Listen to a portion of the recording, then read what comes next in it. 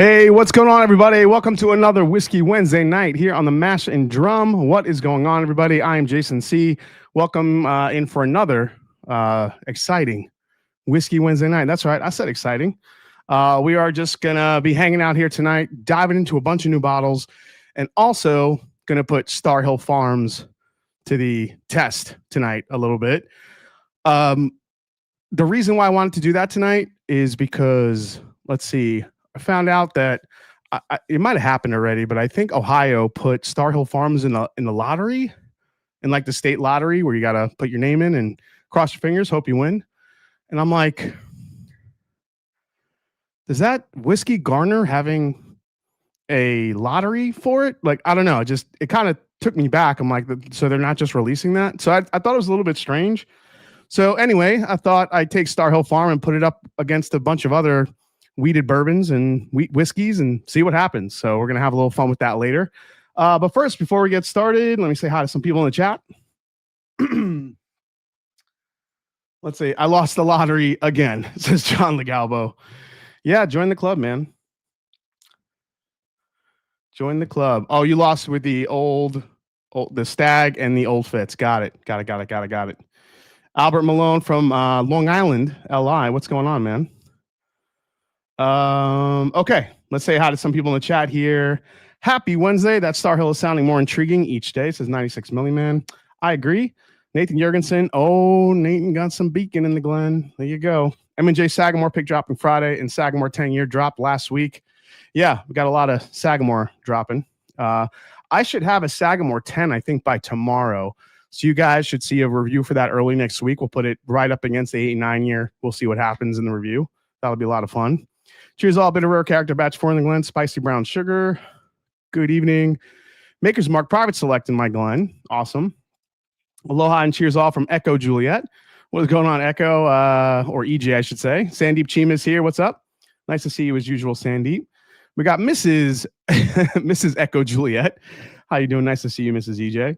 Alec S94 is there. Cheers, y'all. Starting off with Foregate Andalusia Key 2. Oh, wow. That's a throwback. Adam Hinson is here. Just got done with jiu-jitsu class. He's toast. Adam Hinson learning how to kick some ace. Wesley H drinks whiskey. Got my handle changed. Cheers, everyone. Should be a good night. Awesome. Good to see you, Wes. We have Danny Lynn is here. Mark Body is here. I'm a weeded guy. Can't wait to see the blind. Cheers all. Yeah, and I'll let you guys know exactly what's in the blind tonight, and we'll go from there. Let's see. The Bourbon Jerk is here. What's going on, Tom? LFG James Lay is in the house as always. WV Whiskey, what's going on? Can't wait for the Sagamore pick. Yeah, that's dropping Friday. I cannot wait. This is the Sagamore pick we're going to be dropping this week. Actually, let me get rid of the. Actually, really quick, hold on a second. Warren Starr is here. John Legalbo, 4-leaf whiskey. Oh, Stacy, I saw your message. I will send you that question over for sure. I keep skipping by it. Keep getting distracted every time I see it. Roger Reese is here. What's up, Raj? Nice to see you, man. A-Brod, Rare Breeze in the house. We got, let's see, Joe the Sample Guy. Let's see, Top Jimmy's here as always. What's up, Toby? Nice to see you, man. Whiskey knows nothing else to do tonight, so I'm here again. I'm glad I'm last on your list, buddy. Always a pleasure. Top Dog is here. We got Tim Romero in the house. What's up, Tim? Shemi is here. Cheers, everyone. Jason K. Jason Crewwood is here. What's up, buddy? Nice to see you, man. Steve Godfrey. We got Mark Hoyle, Top Dog. I think I said hi to Ernest Peacock and much more. Let's see. Kenneth Clark is here. What's up, Kenneth? Nice to see you, man. It is finally Sagamore week. I'm so psyched for that pick. We got EMC Rolls is here. What's going on, Emily? Nice to see you. Diego is here. We got Brian Newton and much more people coming in. I'm just going to stroll the bottom before I miss everybody. All right. Poor Decision Pairing is here. Sprite Zero for me tonight.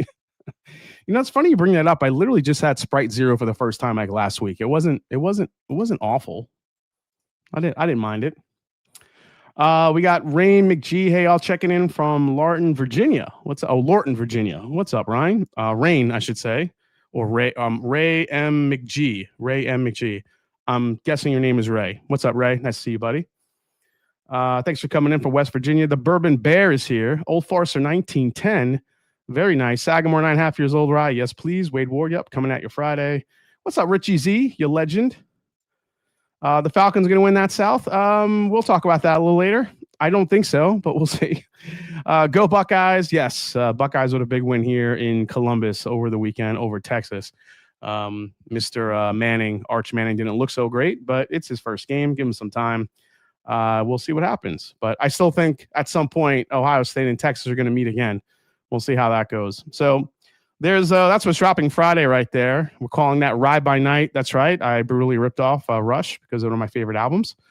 But I thought Sagamore Ride by Night was kind of a fitting name for this one because it's dark, it's rich, it's going to be awesome. So glad you guys in the Patreon are going to be able to grab one of those. A lot of bottles, so hopefully it should make it through a bunch of the tiers, so a lot of you guys can grab one. So welcome in. Go Canes. My niece goes there. Oh, the big U. Nice. Falcons couldn't win the Sun Belt if they all forgot to play each other this week, says James Lay. Jesus, James. Such a hater. What shoes you wearing tonight? The Master Drum. Falcons run to start Sunday. Hot. Yeah. I wish. So tonight I'm rocking a new pair that I got, and I love these. These might be my favorite pair I picked up this year. So Nigel Sylvester is he's actually a BMX biker, but he's done a lot of great collaborations with Nike over the years. He did an Air Jordan High a while back. He did the Brick by Bricks this year, which a lot of people are calling sneaker of the year. I like those, but I like these even more. These are the Nike Air Lows, Better with Time. And what I love about these is they're simple. It's black, off-white. It's got the red bottom, which I love. It has like this pre-age look to it. It's got the mini swoosh, which I love. Love a good mini swoosh. And it's got all these cool little details inside. It's got the, let's see, what's it saying here? It says Jordan Biking Company here on the inside right there. So just a lot of cool little details in this pair. I absolutely love that one. So yeah. So actually I hit on 2 pairs of these. So I got a backup too. So I'm going to wear that shit out of those. So I'm excited for that. Let's see what else. Jason C, all jokes aside, what makes a sneaker the winner of sneaker of the year? Whiskey knows, man. It's just like bourbon, dude. Whatever you like best. There's no wrong or reason. I just think whatever resonates with you, whatever. I think just like bourbon, there's a lot of correlation between whiskey and sneakers. I see even right now. I've talked about this before, but honestly, it's really what people think is most valuable or more rare. People tend to think is the best. And I still think there's a lot of people in that camp that think about sneakers in that way. But honestly, for me, it's always been what you like the most. So, which is typical because for me, the last couple years, a Wild Turkey product has won whiskey of the year.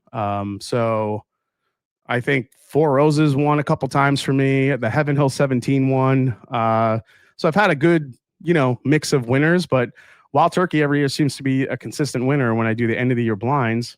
But it's what I like. So that's, it doesn't mean it's right or wrong, but you kind of like what you like.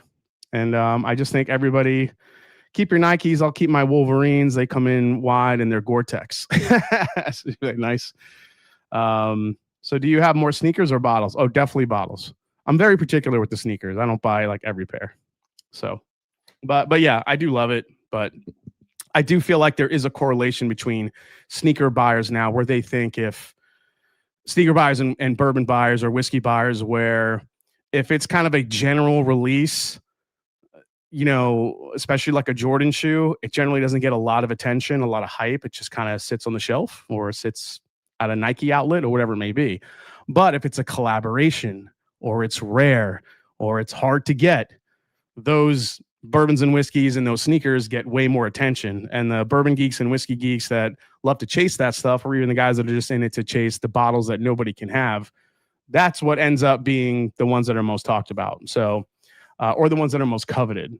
I just feel like there's I've said it before, it's a huge gap between the bourbon curious, the regular buyers, and now the guys that are buying like the super high end bottles.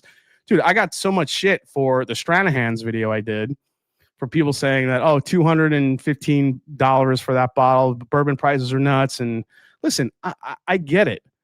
So if I say it's not worth it just for the price, then I'm wrong, because that whiskey is freaking delicious. So yes, are there American single malts that are cheaper? Are they just as good? I don't know if they're just as good, but they're different. That doesn't mean I'm wrong. It just means that, you know, again, it goes by pay for what you want to pay for. That's all. It's there's no right or wrong. Just you like what you like. You want to pay for what you want to pay for. And if you disagree, you disagree. So it is what it is, man. Yeah, basically allocated Jordans. It's a thing. It's a thing. I just stick with my dad style New Balance. There you go. That Stranahan's does sound pretty choice. Stranahan's Fountains release is sold out at the distillery and at some stores too. I think people listen to you. Yeah, I heard that a lot the last couple. I actually just heard that today. Actually, my own Patreon. They're like, oh, it's sold out. They were like, yeah, probably Jason's fault. I'm like, what did I do now? And apparently they think after my review it's sold out. So I've got a limited pair of Crocs, says the Bourbon Bear. There's a lot of crazy Crocs that come out and they come out with. I don't care. I want Stranahan single malt is my jam, says Ernest Peacock. Yeah, dude, just you gotta like what you like, man. That's all what it's about. And speaking of diving in some bottles tonight, I'm starting off with this Beyke's Blue or Beyke's Blue. I'm not really sure how you say this. Beyke's Blue.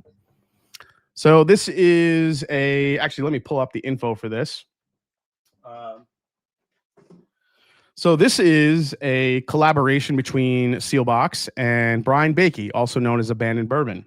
And this is his whiskey that he was able to come out with. And I know there was like a cool story behind this, but I want to make sure I have this correct. Okay. So first of all, I did not know I was getting this bottle. This was sent to me by Sealbox. So thank you, Sealbox. So this is from Brian Beyke, founder, actually member of, I think he's in my Patreon, Rare Bird. He's just an amazing dude. Love Brian. He's been on a couple picks with me. It's about sharing the passion other creators have in the whiskey sphere. And I totally enjoy that about, where bourbon is right now, especially between creators and people believing in those creators. So let's see. Beyke's Blue Kentucky Straight Bourbon Whiskey, 112 proof, aged at least 6 years, distilled in Owensboro, Kentucky. So this is a Green River product.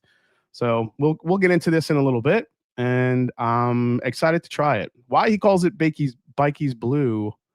Let me see if I have some info on that. I think there's a kind of a cool story behind it. Let me see. This might be it. Sorry, I should have had this pulled up at the ready, but somehow I lost the tab. Let's see. Green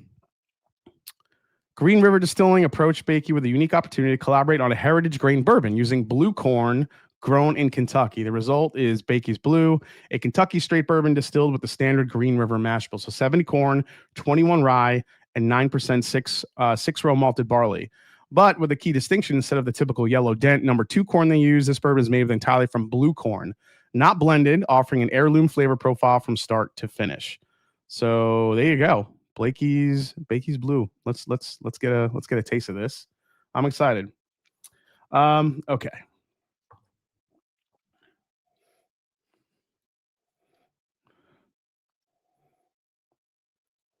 Oh man, I get honey and melon on the nose. That's pretty cool. Did not expect that. Usually you hear blue corn, you think super sweet, super duper sweet. Like, like the blue corn from Balcones or Balcones, however you say it. General consensus is the Stranahan's is loved by most all reviewers. Now selling out with online retailers too, says Porky 519. Hey dude, are my favorite 3-month shoe on the market. Dude, Hey Dudes are comfortable. I don't think I could pull off Hey Dudes, but those are comfy shoes. Would love to taste the OHLQ pick stag in the last lottery as well. Yeah, haven't had a chance to try that one, unfortunately.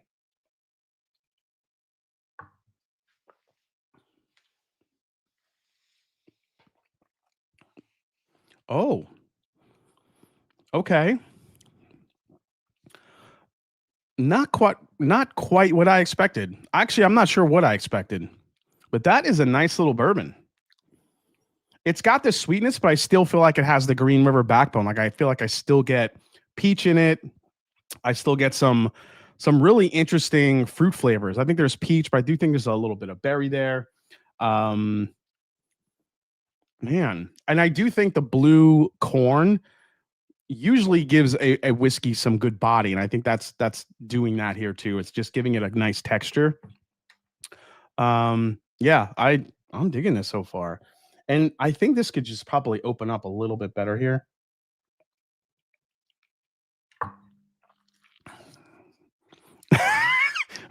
Well played, Bourbon. Jay, how's Kim doing with recovery? Sending good vibes. Thanks so much, Paul. She's doing great. She tomorrow is 6 weeks since her back surgery already, which is nuts when you think about it.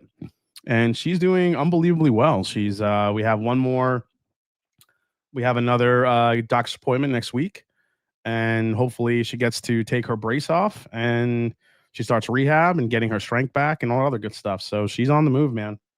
Thank you.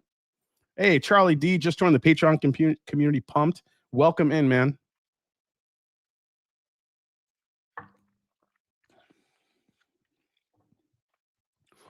The more I drink this, the more berry it's getting. This is berries and cream with some honey.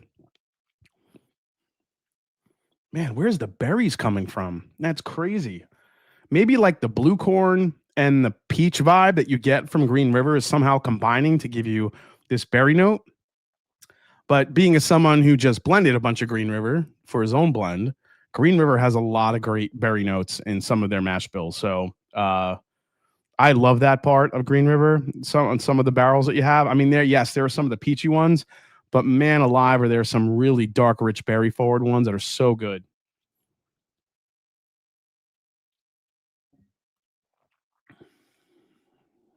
Yeah, that's really berry forward. That's really nice.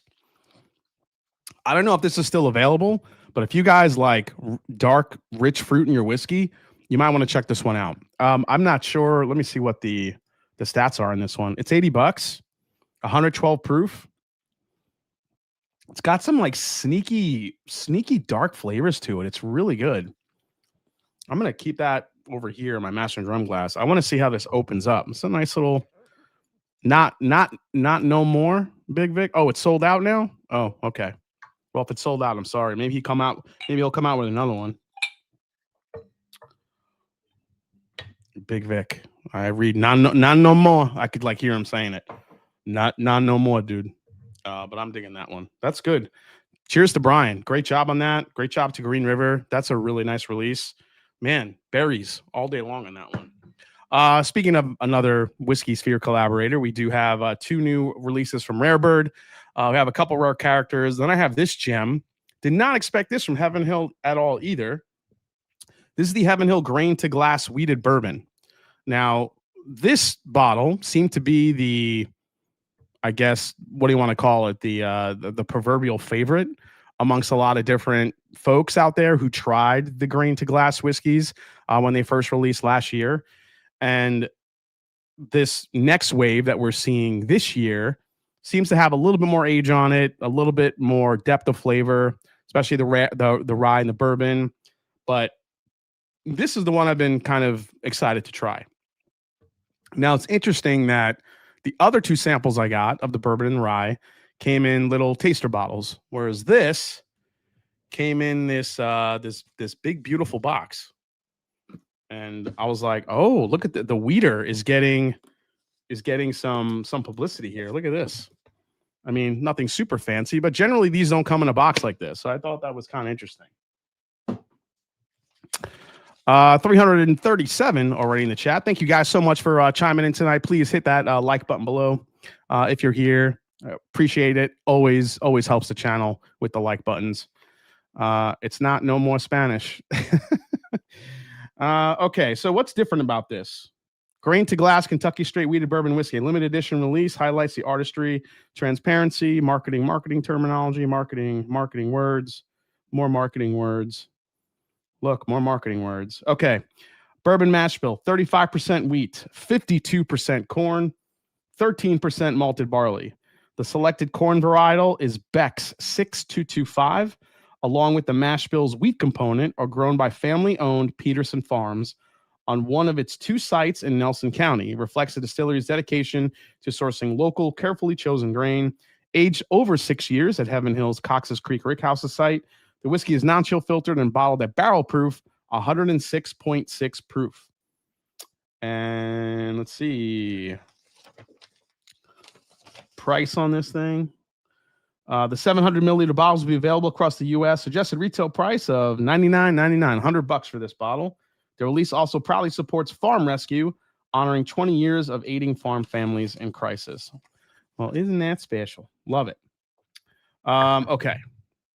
We still need your marketing video. Yes, I'm Wolf. The video came out way too long, dude.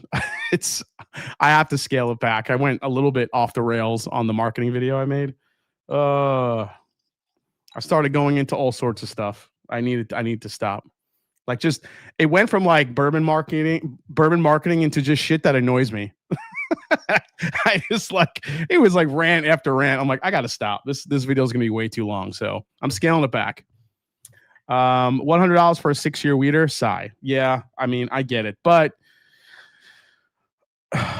it's one of those things where you have to remember they're sourcing different grains that they don't normally use, which means they're buying less of it, which means it's more expensive than they usually used to paying for grain when you're buying it in giant bulk. So that factors into the price a little bit. Obviously, I don't think people factor that in.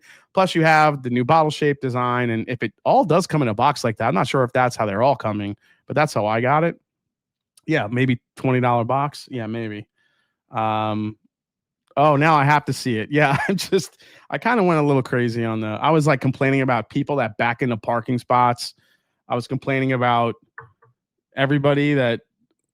all the people that yell at you to stay hydrated, like all the people at work that I work with. You got to stay hydrated. Like, how do you know you got to stay high? Like, I don't know. There's just a lot of shit that annoys me these days. I think I'm showing my age. I'm turning into an old biddy, and I'm just complaining about everything. Stop saying bespoke. Stop backing into parking spots. Oh, man. So, yeah. So here's the thing with backing into parking spots. Yeah, let's address it. Let's address this shit.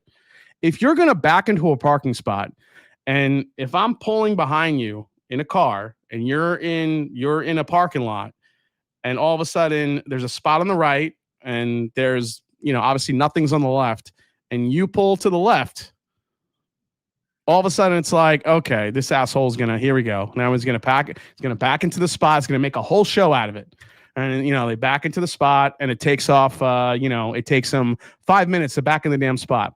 This is my only argument. You want to back into a spot? That's fine. But if you're going to do that, you need to get your ass to a parking lot or somewhere else, and you need to fucking practice.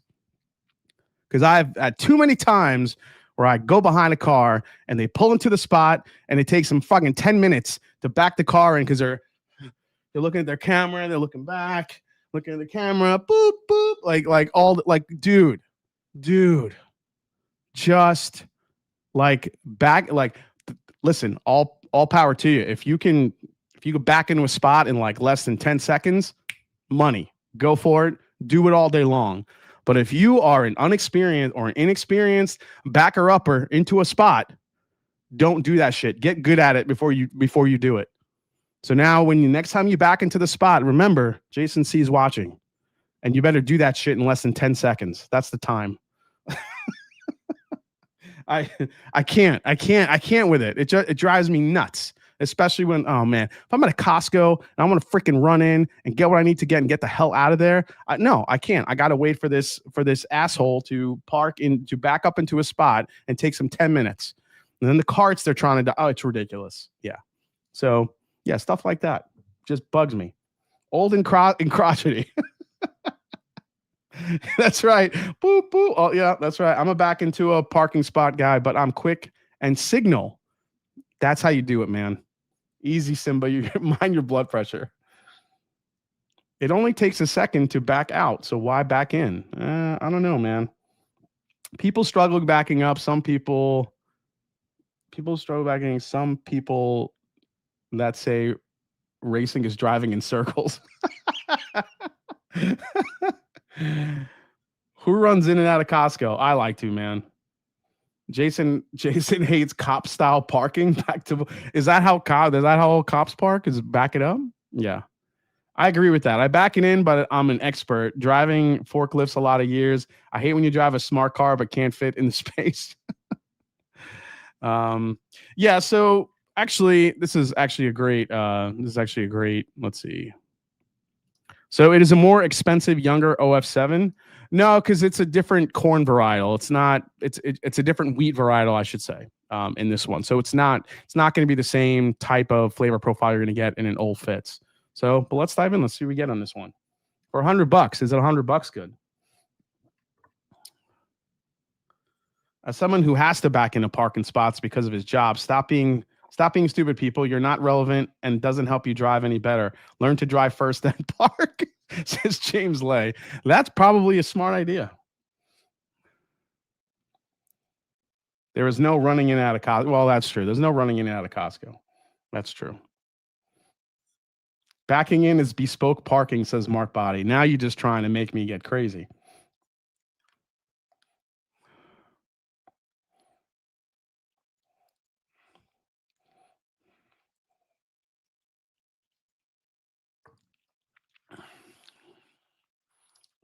I go with just driving down 20 more spots when there's nobody and just walk the extra steps. Never understood people waiting in line to save 20 feet of walking. Oh, there you go. Could always do that too. It's like that. It's like that situation where you see a spot and you're going to get it. And then you think the person ahead of you is just going to go right by it. Like, oh, they're not going to get the spot. But all of a sudden their car starts to turn. And then you're like, oh, here we go. We thought he was going to pass it, but now the jerk's going to back in. He better do it quick. That's all I'm saying.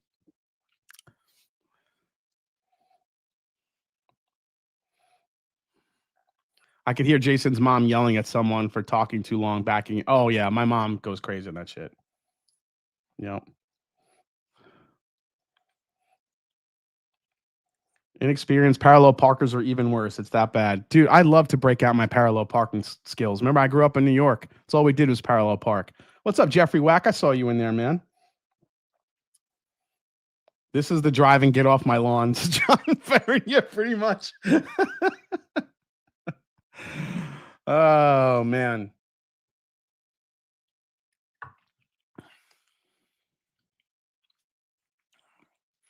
I'll tell you what, it's a really nice fruit-forward weeder. I don't think I get the strawberry that I get in the Old Fitz 7-year. I don't think I get like that bright fruit note. This is actually coming off a little bit darker. A little bit more of like a toasted caramel type of vibe. I do think there is some fruit here, but I don't know if because I was getting it before. I feel like I'm getting melon again, or honeydew, I should say. Or is it? No, I don't think it's cantaloupe. Maybe it's more of a honeydew. Honeysuckle, something like that. There's like a bright fruit note in here, but it's not super sweet. It's a little bit more. It's not sour either. It's definitely a different weeded profile than we normally see from Heaven Hill. It's also not like that super nutty forward profile that you normally see with Heaven Hill. Like the Larceny barrel proofs can come off very peanut forward. That is not this at all. I'm not really getting any of that in here, which is kind of nice. Driftless Glen is dropping their 10-year rye tomorrow. You like that? Oh, man. I'm so jealous. Who backs in at Costco? Need access to trunk for 2 carts of their stuff? Dude, people do it.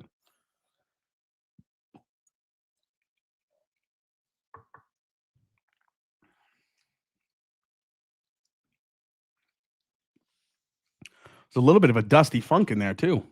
It's kind of interesting. Slight hint of like a milk chocolate. Like slight hint of milk chocolate. It's fruit forward. I mean, it's good. I actually really like this for a weeder. It's a completely different profile than normally we see from Heaven Hill. It's different from Old Fitz. It's different from different from Old Fitz. It's different from Larceny barrel proof. It's just there's something to it. The grain, I think, definitely gives it a different flavor profile. I think the nuttiness is starting to come through, but it's not nearly as prevalent as you taste it in a lot of other Heaven Hill products, even the weeders. So it's kind of nice. Even with a quick run at the Costco, you're still spending a minimum of $250. You are not wrong, JG. Dude, yeah, I went to Costco the other day, and me and Kim went, and I feel like I barely bought anything. I still somehow spent like $150. Like, how does that happen? Costco just gets you, man. But it's such a great place to shop. I love it there. Jason, thanks for the try before you buy rating on Disco 13. I tried it and loved it. So viscous. I don't think I would have bought it if I hadn't tried it. Maple and sweet oak all day. Yeah, Sanch, that is a great way to describe it. maple syrup all day. My full review of that bottle is dropping tomorrow, so you guys will see that. And then Friday, you will get another review from me. I got a lot of requests to review the Ryder Cup Elijah Craig release because it comes with toasted apple wood staves and toasted American oak, I believe. So you have applewood and you have American oak, I think, in that. I think it's American oak. Could be wrong. But these two different staves are used, all these two different finishes are used in that blend. And people were asking me, is it worth it? Because it's like $80. It's like 70 or $80, I think. So, yeah. Jason says, it's still a 99 bottle in value, says Whiskey Nose. That's what I'm trying to question here. I don't know. I mean, again, we're looking at here, 106.6 proof. It's got a decent proof point. It's interesting. There's like an aged note in here, but it's not that old. Like it's got like this dusty funk to it that maybe fools you that it's like an aged up whiskey. But it's not really doing that. There's a little bit of a floral component here, being a weeder, but it's not super in your face.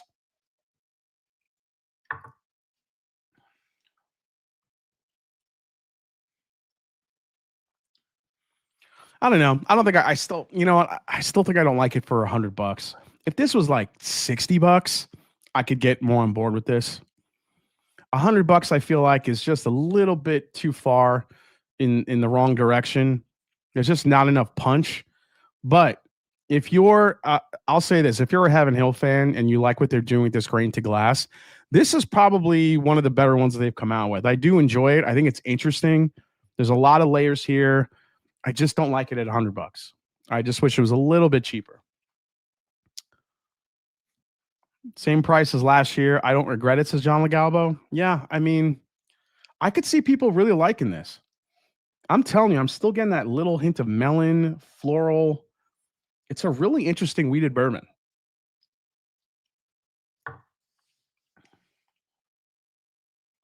It just doesn't do enough for me on the palate. I'm like wanting more. There is some good flavor there. I do like the sweetness. Little hint of kind of a leather action on the back. Just a little bit of again, that age note, whether it's like oak, leather, there's something there on the back end that's making me feel like that it's older than it is. So interesting release. Weeders can be funny. I'm definitely going to probably do a full review on this. I want to see how this opens up as well.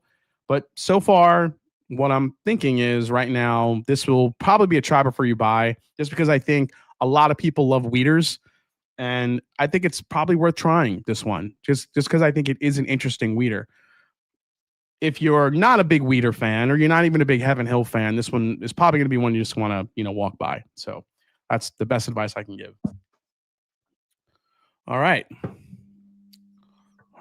2 whiskeys in, 3 whiskeys in. We're there. Okay. I don't like the Blue Label or the rye, to be honest, and I like HH products a lot, says No World. Okay. Is Bardstown Ferran dropping this week? We're at the 160 plus tax and shipping, says Rees Mash. So I tried that last week, Rees, and I actually really like the Ferran this year. Is it worth 160? I'll say this. If you paid 160 for the last one, or 130 or whatever, or 140, whatever it was, this year's is better than the first one. I think it's better by a lot. It's a much more cohesive blend. I actually like the Ferran a lot this year. So that's one of those bottles where you might be able to wait it out a bit and it might go on sale. Just saying. Just the Bardstown finish stuff isn't selling like it used to. Like, to be honest. So you might be able to grab that thing on sale if you wait it out. If you want it now, you want it now. Is it worth 160? I don't think so, but I do think it's a really well done cognac finished bourbon, and I think it's better than the first one. But again, the way things are going right now, if you have a little patience, you might be able to wait it out a bit. Have you tried the Penelope Omega yet? No rare breed, but I have samples on the way, buddy. I love the Ferran 2. Yeah, Ferran 2 is delicious. It's good. It's really good. My rule is to never pay more than 40 cents per ABV. 40 cents per ABV. Usually you hear $10 per year. I don't think I've heard it down to cents in ABV. That's interesting. What's Disco 13 selling for? 130, 140, right? Disco 10 was terrible. Again, you guys got to remember, discoveries are experimental. They're going to try different things. They're going to try different mash bills, stuff like that. So I think it's still absurd that they're asking so much for these LEs. The Junkies dropped a good one on the Angels tequila finish. Yeah, the Angels tequila finish. You couldn't pay me to buy that bottle. You couldn't pay me to buy that bottle. Look, there are some brands that put out great limited editions, and they're going to be really good. And there are some that have already started their prices a little too high. And then when they drop an LE, the prices go even crazier. So those brands like Angel's Envy, what else are some of those brands? Trying to think.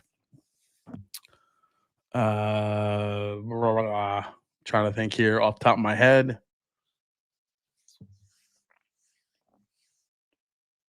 I mean, you could, I don't know. I mean, you could probably put Michter's in that category. Michter's prices have gone up exponentially. All their stuff that people want is over $200 now. Widow Jane's a great call out for sure. Widow Jane's a great call out. Yeah, Disco 13 is 140 at the still. Yeah, I think it's 130. I think it's 130 or 140. I think that's what I got it for here in Ohio. Thanks. Stranahan's on the way, so may take a pass on the Ferran. Yeah, I do. The Stranahan's is so good. I only pay $342.78 for every time Bespoke is set on the label. Garrison Brothers, yeah. Oh, Chicken Cock is a great example. Chicken Cock was, Rabbit Hole. Rabbit Hole is a great example. Chicken Cock as well, but Rabbit Hole is a super good example. You know, they were selling 4 barely 5-year-old whiskey for $60 in those bottles. And then every LE they came out with was like $200, $250. Wasn't the Mizunara one like $500 or something crazy, or over $1,000? Like, just some, like, I think there are brands that missed the mark and they want to position themselves as a luxury brand. But you can't do that if you're just selling straight up young whiskey and throwing a finish on it. You could put all the fancy packaging around it you want. But Angel's Envy is one of those. You know, I have nothing against Angel's Envy, but I think their pricing and what you get in the bottle is just, it's not up to par. Just how I think. Whistle Pig. Yeah. Speaking of Whistle Pig, did you guys see this? Great segue here. Whistle Pig. They are releasing their oldest whiskey ever. A 30-year. That's right. A 30-year whiskey. This is a 30-year-old single malt called the Big Shebang. I'm not making that up, guys. It's called the Big Shebang. The release marks the Vermont Distillery's latest move into aged single malt after introducing 21 and 25-year-old named the Beholden and the Badonkadonk. I can't even say that without the straight face. Jesus. Expressions in recent years. The Big Shebang is the oldest known North American single malt on the market, according to Whistle Pig. Fewer than 4 barrels are available to purchase, each with a suggested retail price of $4,999. So $5,000 to get one of these. The whiskey was aged for 3 decades in American oak before being finished in Vin Santo barrels, a rare Italian dessert wine cask. Megan Ireland, Whistle Pig's head blender, said the team had pursued Vinsanto cask for years before securing a small allotment for this release. We didn't wait for our single malt's 30th birthday to just play it safe. The Big Shebang is a flavor supernova. Let's see, bottled at 90.4 proof. I mean, it's an interesting shift for Whistle Pig. So it seems like, I don't know. It's almost like Whistle Pig is like, we can't get these bourbon guys to buy our expensive stuff. Let's see how we can work the Scotch market now. Because the Scotch market has a lot of 30, 40, 50. You see all these crazy age statements in the last several years that people are releasing with super high price points. And these Scotch drinkers, from my knowledge, what I've heard, are buying these things. They're buying it to either keep on the shelves, whatever they're doing with it. So it seems like Whistle Pig is now shifting to that mindset a little bit, because out of nowhere, now they're coming out with all these super aged single malts. I mean, they're obviously sourcing it, but it's kind of crazy. Oh, it's sourced. They're sourcing it from somewhere. The Disco 13 is a true try before you buy whiskey. I wish BBC released it as a double oaked and everyone would have bought it. I like my Disco 13 better than my 11 and 12, says Wayne Arnold. The extra barrel finishing adds a nice complexity. Price the same as last year's Disco 12. Yeah, Wayne, like I said last week when I tried it, I just think there's so much sweetness to it. I think it'll be a favorite for a lot of people. I just think there's not enough like oomph in the palate for me to be like, oh yeah, I like it better than 12 and 11. I think I like it. I think I could like it more than 11 to some regard, but I don't think I'll ever get to a point where I like it more than 12. Yeah, 90.4 proof. Okay, and Barrel gives us 33-year-old Canadian rye 140 for 200, just a bit outside Whistle Pig. But again, this goes to the examples like some of these brands price their stuff way out of the stratosphere. So, yeah. Off topic, but are you trying that Reveries 9 tonight? I've tried the Reveries 9 a bunch of times. It's one of my favorite releases, for sure. What's your favorite wheated whiskey? Well, right now, I have two that I really love. One of them is that Star Hill Farms, which we're going to put to the test tonight. And the other one is from right here in Columbus, Ohio, from Middle West. Their cast strength wheat whiskeys and some of their wheat whiskey single barrels are unbelievably good. So I think those are my favorite too. I actually like them better than the 19-year wheat whiskey that Heaven Hill put out. The Heaven Hill one it's good. It has some great age. Really shows you what a wheat whiskey can do at a higher age. But man, the wheat whiskeys from Middle West and that Star Hill Farm one with the more punch, the darkness it has, I think really punches above their weight. So yeah, that's what I would say. The 19-year wheat is underrated. Yeah, I think why people underrate it, Nathan, is because of the proof. The proof's a little bit low on it, and I think people hold out against it, to be honest. There's a lot of flavors to be found in that Heaven Hill 19. I enjoyed it when I reviewed it, but when you put it up against some others, it kind of loses a little bit. But on its own, it's just, again, it goes to my point where sometimes you just have to let a whiskey stand on its own. I think the Heaven Hill 19-year wheat whiskey is one of those. Don't worry about comparing it because the proof's a little bit low.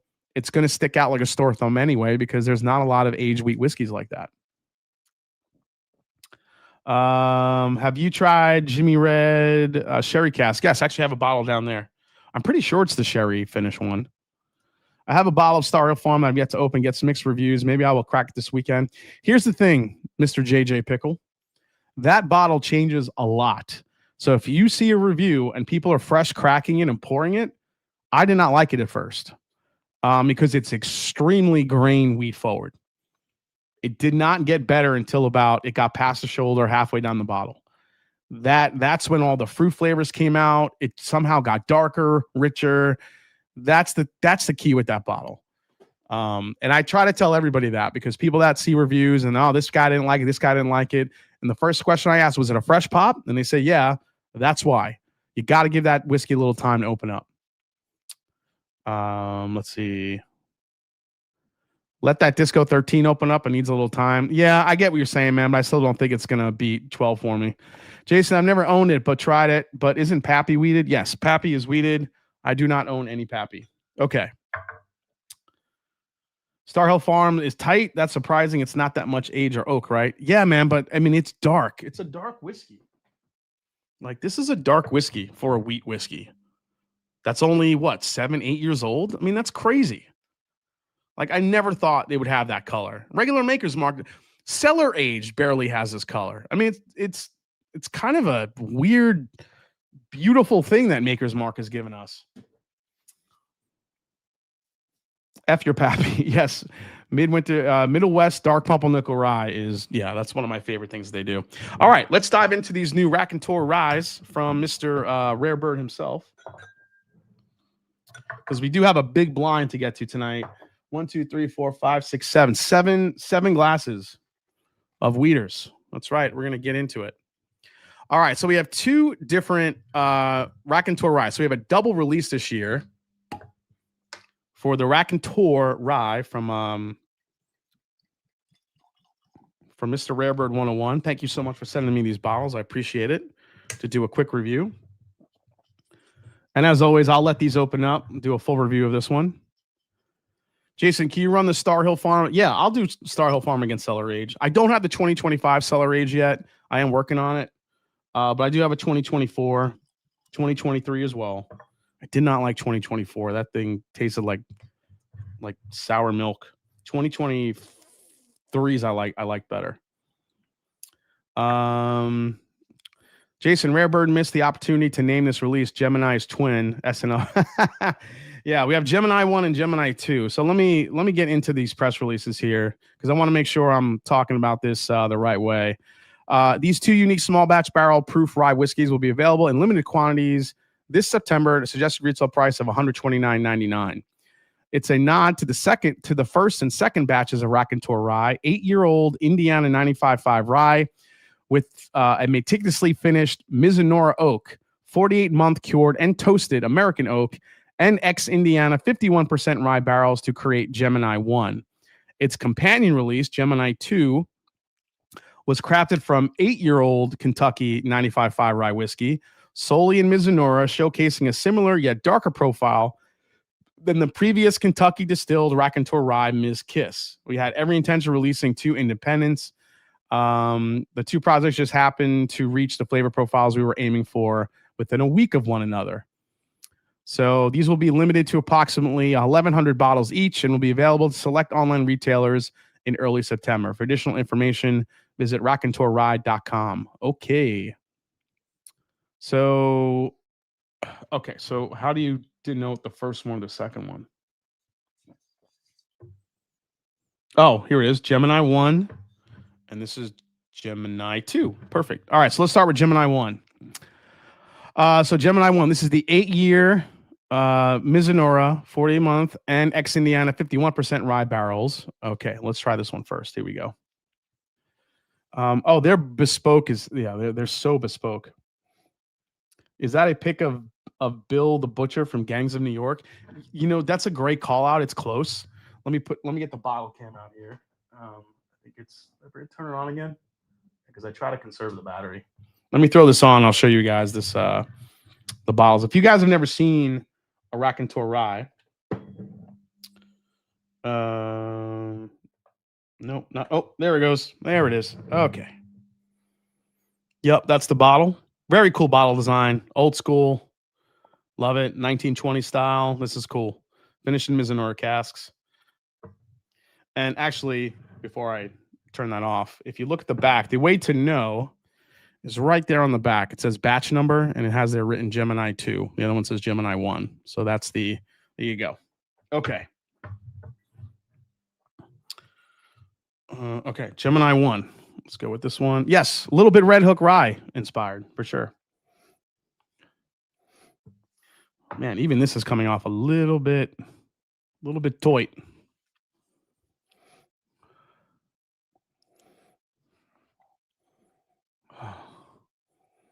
Man, the Mizunora comes through really strong on this one.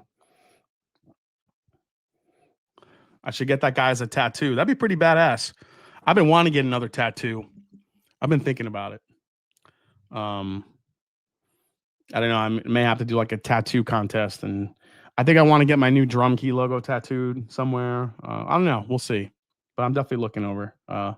What are your next barrel picks planned? I saw Heaven Hills doing their Elijah Craig toasted bourbon at Barrel Proof and Jim Beam doing Knob Creek. Cast strength picks for someone who hasn't tried many American single malts. Would you recommend buying that Stranahan special release? Yes, definitely do the special release. Stranahan's if you could still get it. Also, any Cedar Ridge American single malt, I would recommend Old Line, Del Bach, and any of the Westward cast strength American single malts. I would recommend. What are your next barrel picks planned? Man, we just did one I wasn't part of it, unfortunately, but the group did one at Traverse City up in Michigan, and also did one at New Holland in Michigan as well. Man, this one's really rye heavy on the front. You get a lot of black tea. I do get like that little bit of a sandalwood note that you get from Mizunora. At least that's what I pick up. Jason gets a lower back tattoo that says bespoke.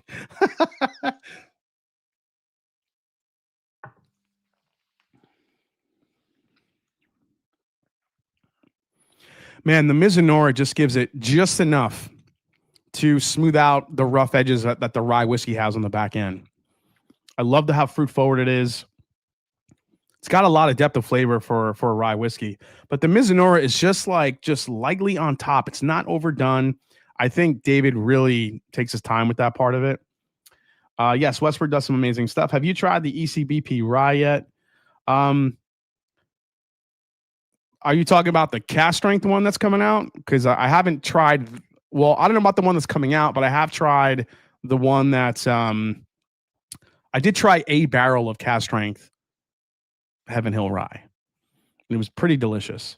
Was it like the most amazing rye I've had? No, but it was pretty damn good at cast strength. Oh damn, barbecue Ed coming in with the $49.99 super chat, and I see dude, the emoji, I can't even handle it, dude. Oh my gosh, I see Ethan made you a bobblehead. Amazing. Tons of honey, easy drinker. Yeah, Reed's Mash for a rye. It is a very easy drinker. I should get bespoke no regrets. That should be my tattoo. If you want a sample, Jason, let me know. I can get it your way. No, oh, that sounds good, man. Good call out for Whiskey Del Bach. I really like some of their stuff. Redbird 101 is a killer blender. Don't let him tell you different.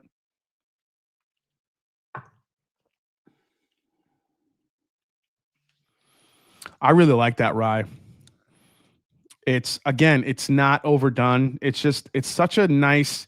When Mizunora is too overdone, overstated, it just gets sour and it gets almost salty in a way. To me, this is it's just so well done. It's just enough to make it really interesting. Sweet Cindy found a single barrel rye from a great liquor store in Antioch, not far from the Wisconsin border.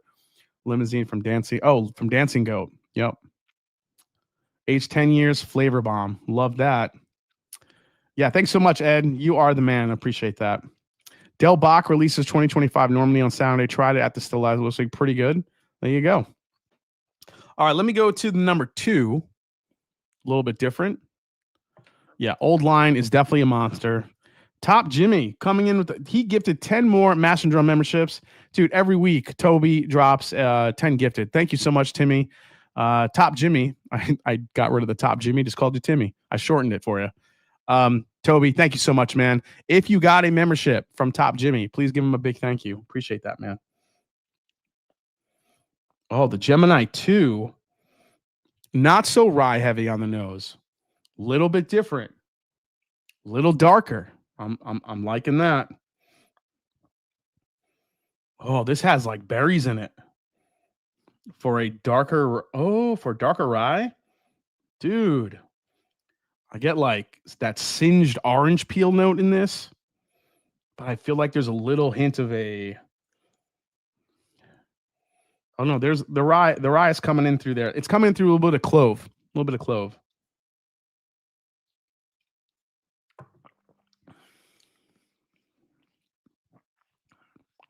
Holy shit. Gemini 2 all day long. Gemini 1 is good, but Gemini 2 is like hold my beer. Dude. That did not expect it to be so different. Let me hold on a second here. Gemini 2 was crafted from 8-year-old 95.5 rye, finished solely Mizunora, showcasing a similar yet darker profile than previous. Yeah, I mean, that totally makes sense. This is probably the darkest Raconteur rye that I think has come out. This thing is, dude. All right, yeah, they hit it out of the park with this one. Gemini 2.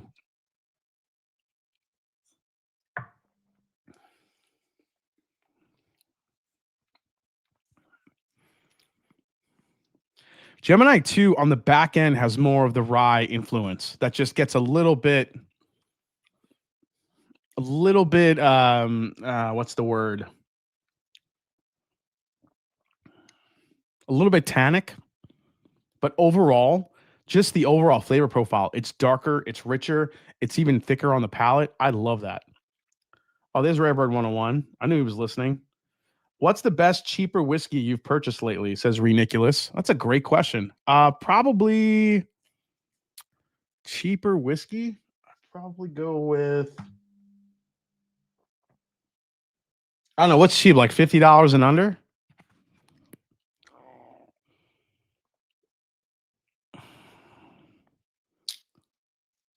Yeah, that's a good question.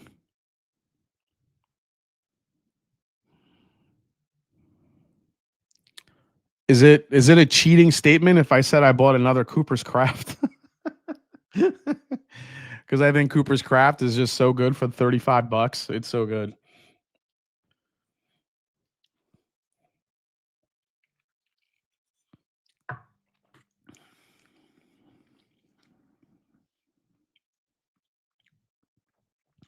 Well, that sip just took me somewhere. I need Wild Turkey 8-year. I mean, that's 45.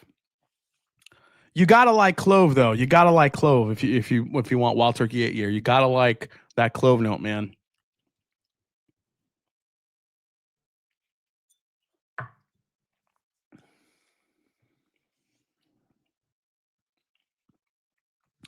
There's this really like candy. There's this candied note right in the mid palate that is so good.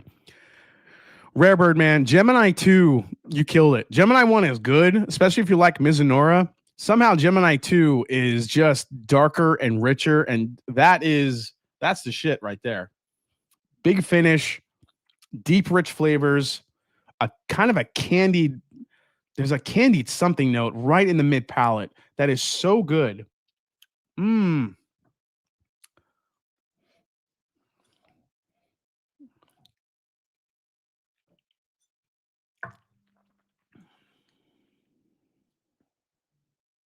Yeah. All day long. Dude, this is one of the best rides I've had this year. Great job, Rare Bird. Listen, I don't know when Gemini 2 becomes available. You say it just says somehow beginning of September, but Gemini 2, get it all day long. That is a really good rye whiskey. Really, really good rye whiskey. Finish is still going.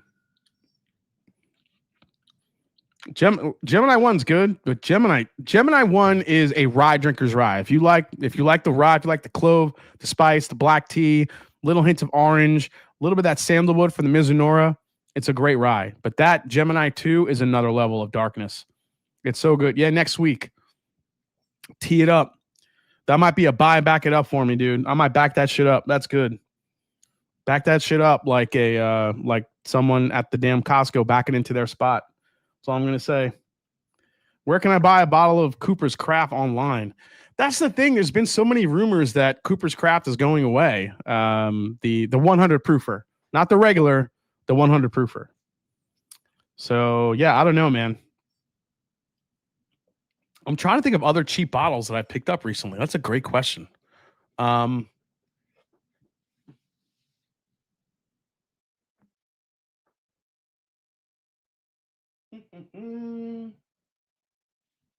Basil Hayden? No, I'm only kidding. Even Basil Hayden's expensive. Friggin' Basil Hayden.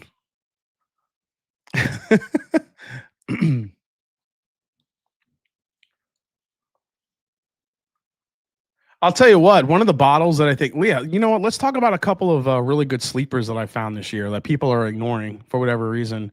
One, listen, I'm not a big Maker's Mark guy, but the Maker's Mark Keepers release this year, I think is delicious.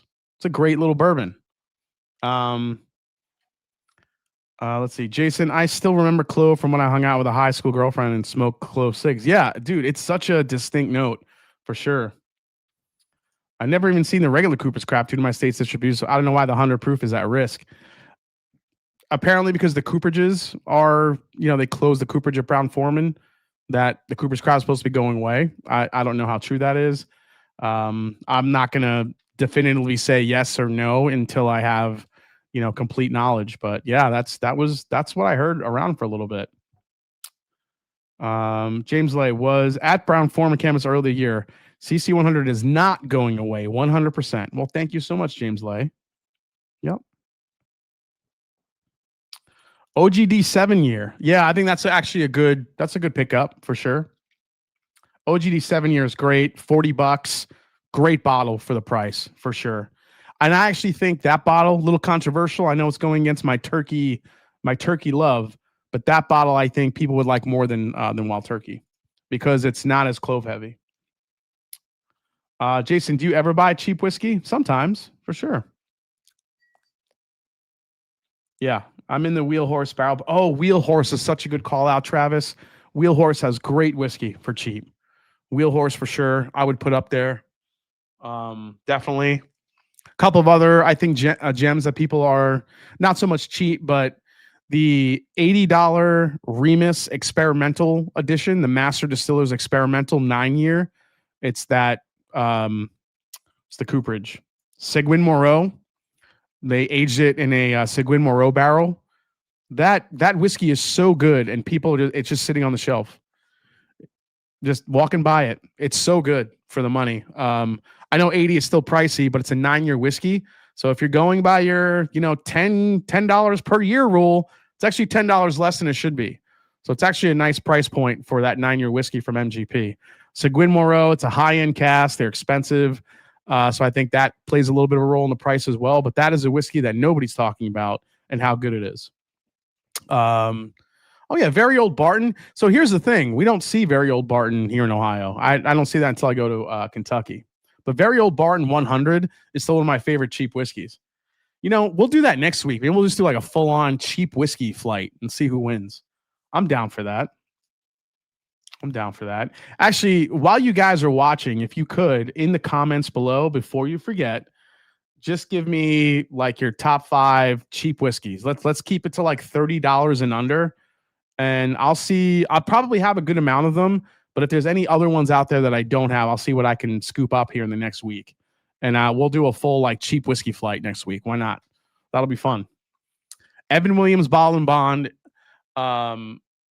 Oh, you know what the cheapest whiskey I bought recently is? The new 1783 Heroes Edition from Evan Williams. That's the last cheap whiskey I bought. That thing was what, $35, maybe 40 at the most. That was the cheapest new whiskey I've bought so far. Yep, 1783 Heroes for sure. All right, what else do we have? We have, dude, that Gemini 2 is so good. Rare Bird, man, just I know you keep making these. I want to see if that can go even further, that Gemini 2. How dark you can get it without going too oaky. That's the trick. How do you make it even darker without getting too oaky, too tannic, a darker fruit, a darker caramel. I don't know how you balance that out, man, but that is so good. Please put Wild Turkey 101 rye in your blind. Evan Williams. Don't tell me in the chat. Put it in the comments below. Like, comment on the video because I'm not going to see this, but just put it in the comments below. Redbird says, oh, we've got some stuff planned. Okay. I like it. All right, let's try these rare characters real quick, and then we'll get into our blind tonight. Real quick, while I'm pouring these, people are losing their mind.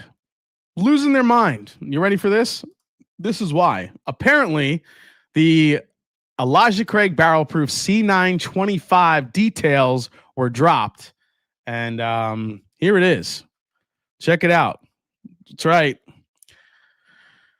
The September 2025 C925 looks like it's 129 proof, 9 years, 1 month old. 9 years, 1 month old. People are already losing their shit over this. Listen, I get it. I get it to a certain extent, but dude, like you gotta relax. I have a lot of thoughts on this, but people are losing their mind over this Elijah Craig 2025 C925 batch, 9 year, 1 month old. This is going to mark it as the youngest release since they did the label change. And I think because of this, people are starting to lose faith in the whole Elijah Craig barrel proof thing. And what do I have to say to you people is that, look, most of the great picks that are out there. Now, I know this is not a single barrel pick. I know it's a batched product, but a lot of those single barrel picks that people love are about 9 years old. There's a lot of great even 8-year-old Elijah Craig barrel proof picks that are out there that people love. So it's one of those things where I think people need to temper their expectations a little bit. Just because, again, that's the youngest whiskey in the blend. It's a batch, 1450. You don't know what's in the batch. They don't tell you.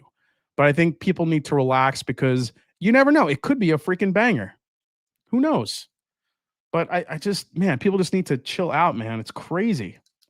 Yeah, that's the youngest barrel that's in it. Dude, who here is team Elijah Craig B525? I think it's one of the best. It's one of the best ones that they've put out in a while. What is with this bottle? For fuck's sake. I have to pop this thing like a, there we go. My goodness gracious. This just hit. I'm actually not going to drink the other one. I just want to try this one. This just hit Ohio this weekend. I didn't know there was an orange version. This is the Kentucky Straight Whiskey from Rare Character. They're limited release. This is number 2. Have not seen this one yet. 123 proof. This is big, bold whiskey. Tapping into our renowned access to the best barrels. We hope you enjoyed it. All right, let's try this thing. It's not a Kentucky bourbon. It's a Kentucky whiskey.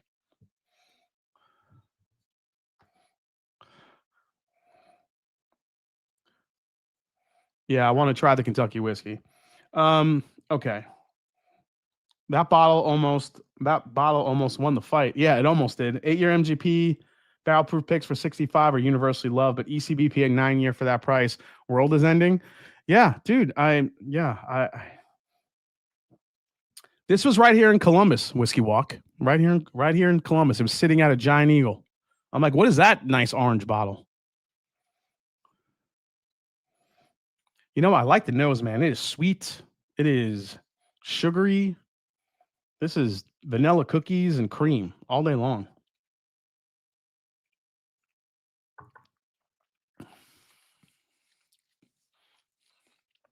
Oh, wow. That's way darker than I thought it would be.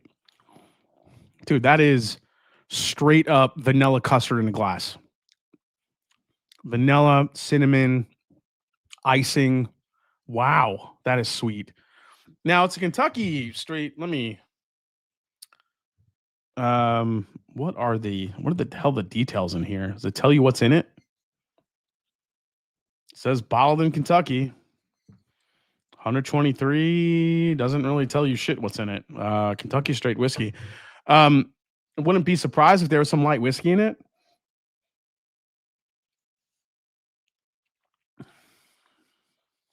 Can we stop calling Rare Character rare?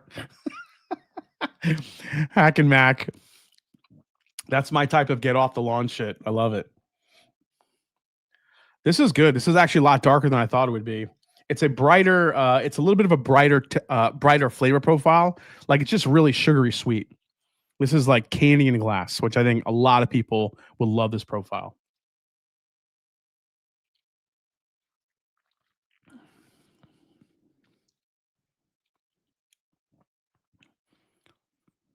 Yeah, good texture, good sweetness.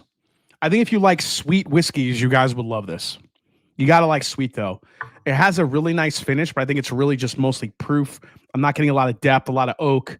It's just proofy, which isn't a bad thing. I mean, a little bit. I mean, there's a twinge of youth here, too. I'm just... But, man, it's like bright caramel corn and candy corn and some caramel is there. There definitely is some spice here.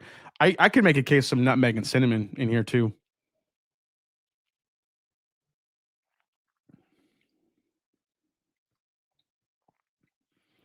Maybe a little bubble gum.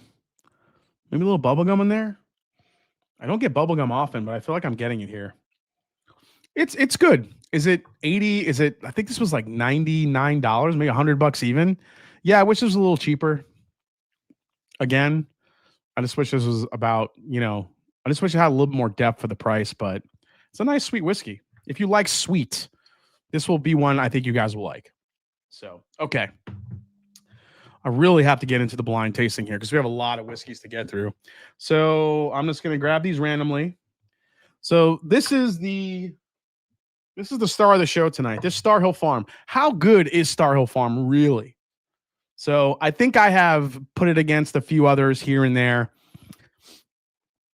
I think I did like this over the Heaven Hill 19 year, just because I think the proof was there. It was a little bit darker, not age darkness. I think sweet darkness is what it had. So tonight I'm putting Star Hill Farms against, and I try to curate like a good plethora of weeded bourbons and whiskeys here, against Ben Holiday soft red wheat rickhouse proof, Green River single barrel wheated, Larceny barrel proof wheated, Weller full proof, a Evernorth Southern Distilling wheated bourbon, Middle West wheat whiskey. This is a barrel pick, Middle West barrel pick wheated whiskey. What else? Is that it? 1, 2, 3, 4, 5, 6, 7. What? How many did I name? Yeah, I have Star Hill Farm. So let's see here. 1, 2, 3, 4, 5, 6. So yeah, that's it. 7. So those are the 7 we're putting it against tonight. So let's see how this works out. Plus Star Hill.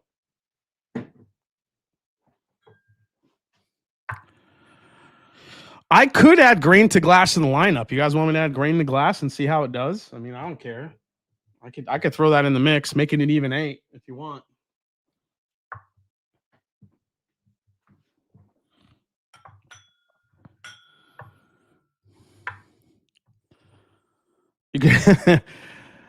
You've put some time in on that Star Hill Farm. Yeah, no, cellar age you want me to put in there? Wait, that Evernorth Southern Distilling heated whiskey is amazing. It might beat it all. Yeah, it might. That's why I threw it in there. The Southern Distilling Weeder is really good. So I'm really curious how it does. You want me to throw cellar age in here? I'll throw cellar age in here. Which year? You guys want me to do 23 or 24? So put in the comments 23 or 24. Actually, man, I wish I had 25. 23? Okay.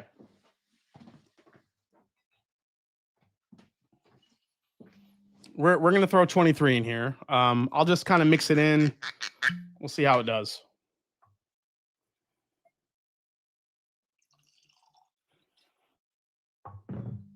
I mean, I'll kind of know what it is, but I did like the 23. The 24 for me was just really weird and funky. Did not like the 20. Excuse me. Wasn't a big fan of that one. Okay. We'll see how we do. So these are all blind. And then we have the last one, which is the cellar age, but that's okay. We'll just see how the cellar age maybe measures up to the rest of these in the blind. We'll see how it goes. Who knows what will come out on top here, but we'll figure this out. I'm trying to think. Oh yeah, I need, while I'm doing this, I'll go through my NFL picks real quick. I did have a whole sheet pulled up.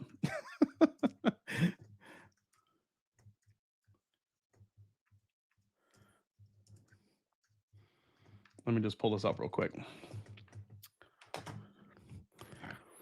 Okay. All right. So we'll get into this here in a little bit, but I want to at least get started here on this on my blind. All right, good to go. So quick drum key update, guys. So drum key, the blend that I worked on that we talked about last week is actually going through.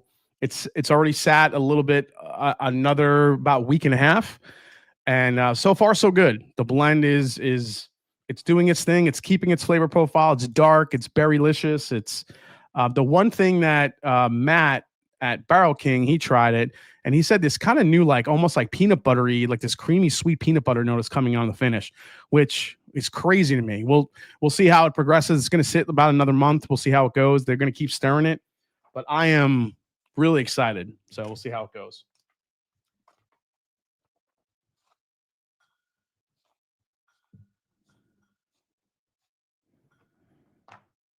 All right, let's get into this thing. Predictions: Titans and Falcons will be 26 or worse, says Travis Rosen. You need more samples in this blind. Any dildo? No. Are you playing Rush to help it blend? I did when I was first blending it. We were listening to Rush while I was blending it that last day. I'm like, we got to get in the mood. Let's go. We were playing Rush. I was playing all sorts of stuff. It was cool. I was playing Rush. I was playing Gojira. I was playing The Police. Just some of my favorite bands. All right, first one here.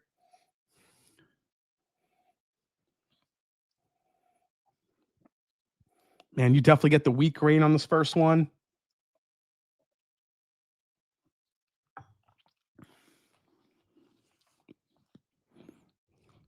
What the hell is that?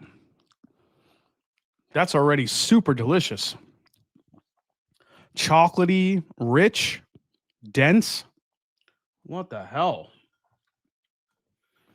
That's a damn good weeded something. Holy shit. And that's coming off of the stuff I was drinking already. Whatever this first one is, already is.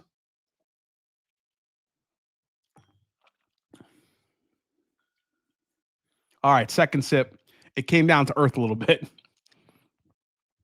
It's good. So it has everything you want about a weeded bourbon component, but it's got the weediness, but there's also a little bit of a it has like this sweet and sour effect on it. That's really interesting. A little bit of chocolate in the mid palate. That's good. Was it a 7:45? It was not. It was actually no. It wasn't a 7:45. I like that reference though. Love that man. Stuart Copeland, one of my favorite drummers of all time. I'm guessing there aren't a lot of hotels in Bourbon, Missouri. Yeah, I stayed in an Airbnb that was actually really nice. All right, the first one is already a banger. Let's go to the second one here.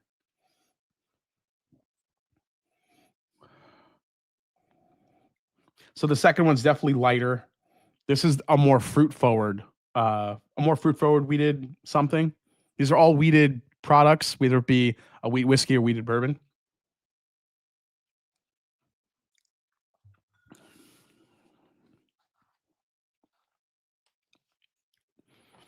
Wow, very fruit forward. This is where you get the strawberry, the peach, the honey, all of it.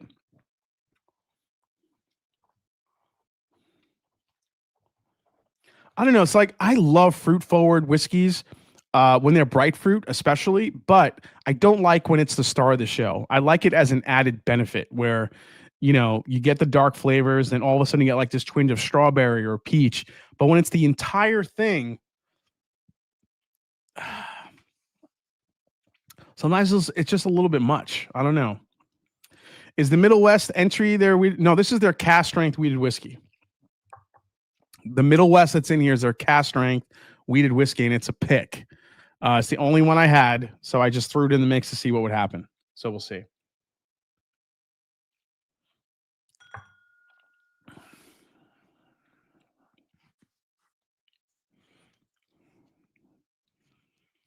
Man, what is that note? Interesting on the second one here.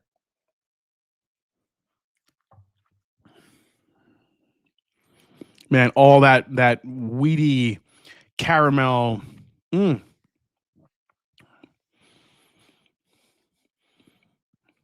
I think I like number one better, but two has a lot of fruit components to it that I really enjoy. That's good. We're coming up on the 50th of Caress of Steel, and I'm going bald. Yeah, the Caress of Steel, man. Caress of Steel is one of those albums that not a lot of Rush people like. But Rush diehards love it, but not really anybody else. I've never had it, but is Bernheim barrel proof any good? Oh, why didn't I put Bernheim in here? Shit. So dumb. Do I even have a Bernheim barrel proof? I feel like I do, but how did I not even think of that one? Damn. Oh well. So Bernheim barrel proof to me is very, very hit and miss. I feel like depending on the batch, even in single barrels, if you go to the distillery, you do the bottle your own and Bernheim's in the mix.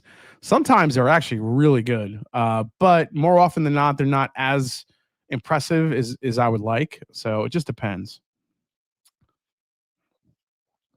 All right, let's go to number 3 here. See what we got. All right. So, again, very wheat forward. So glass 2 and glass 3 so far have really off the nose have very intense wheated bourbon profiles. Like you could smell the wheat bread that's on the that's in the glass. And I kind of dig that sometimes. This one is a little nice because it's coming off like toasted wheated bread, which is kind of cool.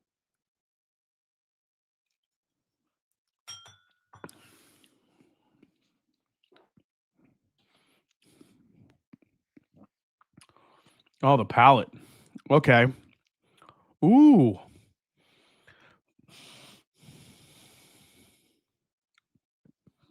So the palate to me is wow, that's dense. A lot of brown sugar. Some fruit there, but this is darker. I don't think it's as dark as the first one, but it's definitely a darker profile than the second one for sure. A lot of brown sugar. There is some fruit there, but I think it comes in the form of eh, not sure if it's strawberry fully. I feel like there is some there, but I feel like that toasted bread with just a little hint of like a jam that's on like a toasted wheat bread.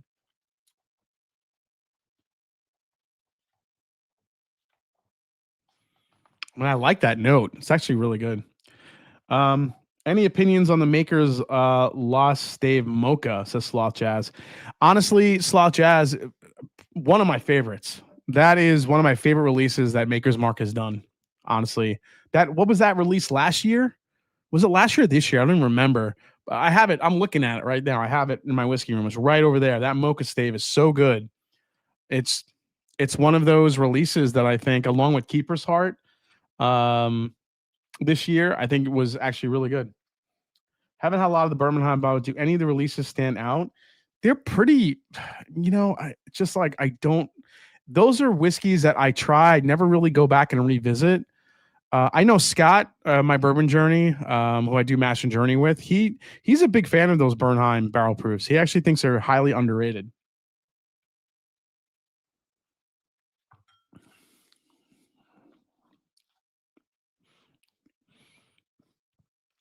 Three has like this weird.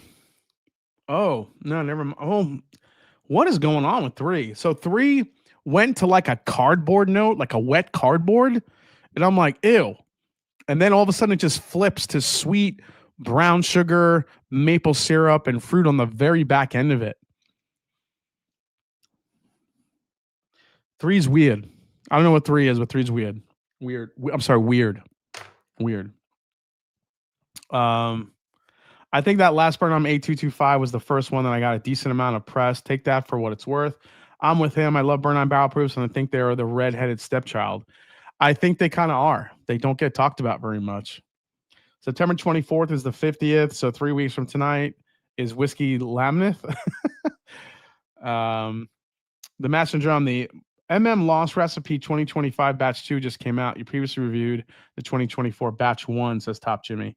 Yeah, Batch 1 was the Lost Stave, the Mocha. So what's Batch 2, Toby? Do you know what it is yet? I haven't seen anything on it. Let's go to pour 4 here. Pour 4, a little bit muted on the nose. The new Penelope Estate 10-year plus has 1% wheat. That's true, it does. Jay, no Rebel cast strength in this blind. The one Rebel cast strength I had open is one of the finished ones. That's why I didn't pull it. But dude, I was actually looking for a Rebel 10-year too. I couldn't find where my Rebel 10-years were. It was driving me nuts. But I think the pours here we have are enough. And then, let's see how Star Hill Farms does against these. And then if we need to add a couple more, we can. Oh, it's also mocha? Oh, shit.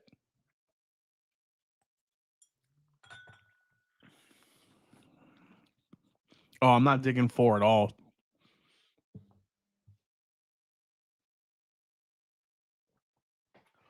What is that one? That's coming off of 3. 4 is just kind of flat.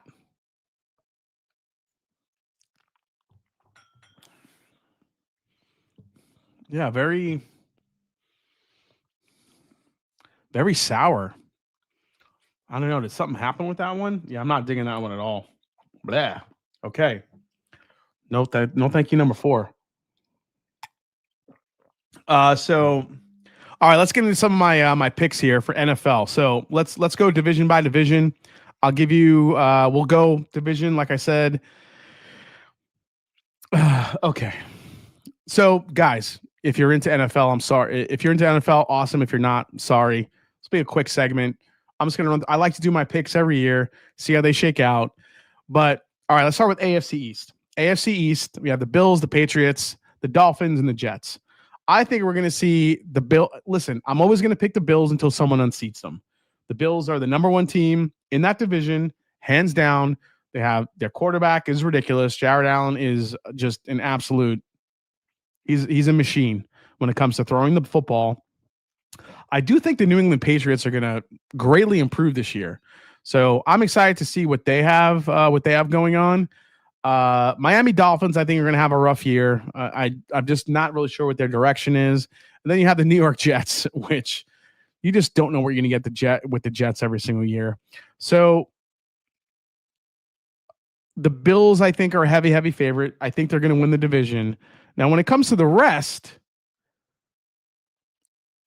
here's the thing. I think that if I had to rank those 4 teams, where do I think who's this is tough to say, but I think the Dolphins are going to finish last. I think it's Bills, Patriots, Jets, Dolphins. I think that's what's going to shake out in the East. Why do I think that? I don't know. The Jets have Russell Wilson, but I think at some point Justin Fields is going to get in the game and get more playing time. I think they're just going to do some interesting things on offense. Will they score a lot of points? I don't know. Not really sure how good the Jets defense will be this year with Olbrich going to Atlanta. So we'll see how it goes. But I think the Jets are going to end up being 3rd in this division with Miami having a rough year. I'm not sure why. I just kind of feel like they are. Okay. Scott's going to text me soon because he's a big Miami Dolphin fan. He's going to hate that I said that. Let's go to the AFC North. Everything runs through the Ravens right now. The last few years, that's the easy pick. Ravens are going to win the division until someone unseats them. That's my pick. Now, the Bengals. The Bengals have Joe Burrow, amazing quarterback. I picked him on my fantasy team, so I'm hoping he has an incredible year. He's got 2 of the top wide receivers in the league. I think that they're going to have a really great year. All comes down to that defense on Cincinnati. They re-signed Trey Hendrickson. We'll see how that pans out. However, the back line of their defense, their DBs, were typically terrible last year. We'll see what happens. But I think overall, you got the Ravens winning the division. Cincinnati Bengals, for me, probably coming in 2nd. Pittsburgh Steelers, you have Aaron Rodgers, but until he shows me anything better than what he did for the Jets, I still think they're 3rd in this division. And then Cleveland Browns probably last. Could that change? Could things change and surprise you? For sure. You don't really know what the Bengals are going to do. They usually start off slow. Maybe Pittsburgh jumps out to a better record than Cincinnati does. But I would like to see Cincinnati do better, especially because I like Joe Burrow. He's a decent quarterback, good team. We'll see how that goes. Let me see if you guys have any. Let's see how Cincy D will be awful. I think that's the kind of the consensus, man. Rodgers is done. I kind of agree. Nothing that I've seen from Rodgers has given me hope that he's going to just take over. All right, let's go to number 5. Then we'll get to the next 2 divisions here. Number 5 smells great, actually. Really fruit forward.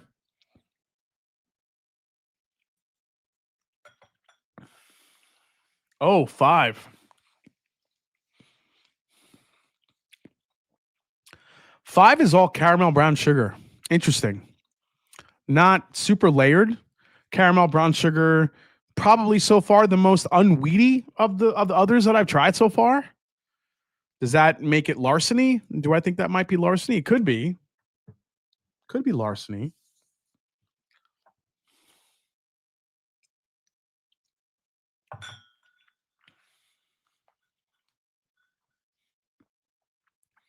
Ooh, that has a little like buttery quality to it on the mid palate. I tell you what, I like that way better than 4. That's good. Okay. Good punch of flavor here. Take one more sip of that one.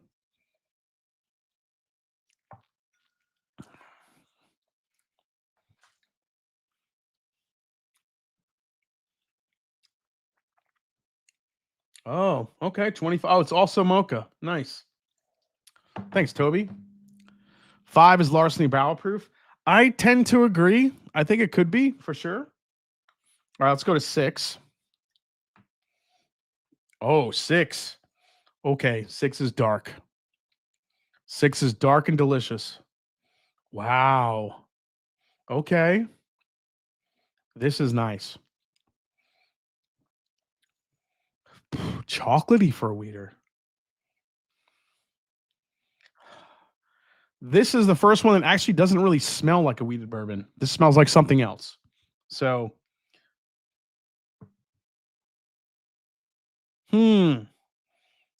love doing blinds. Lights me up, man. Love it.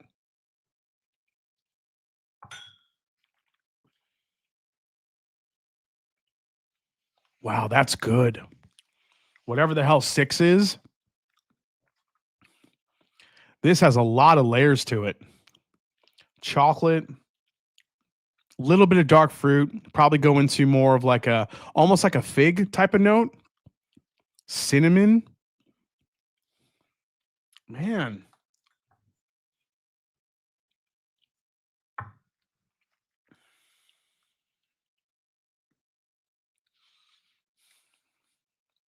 See, that sip I got more of the weeded profile in it, but that's good.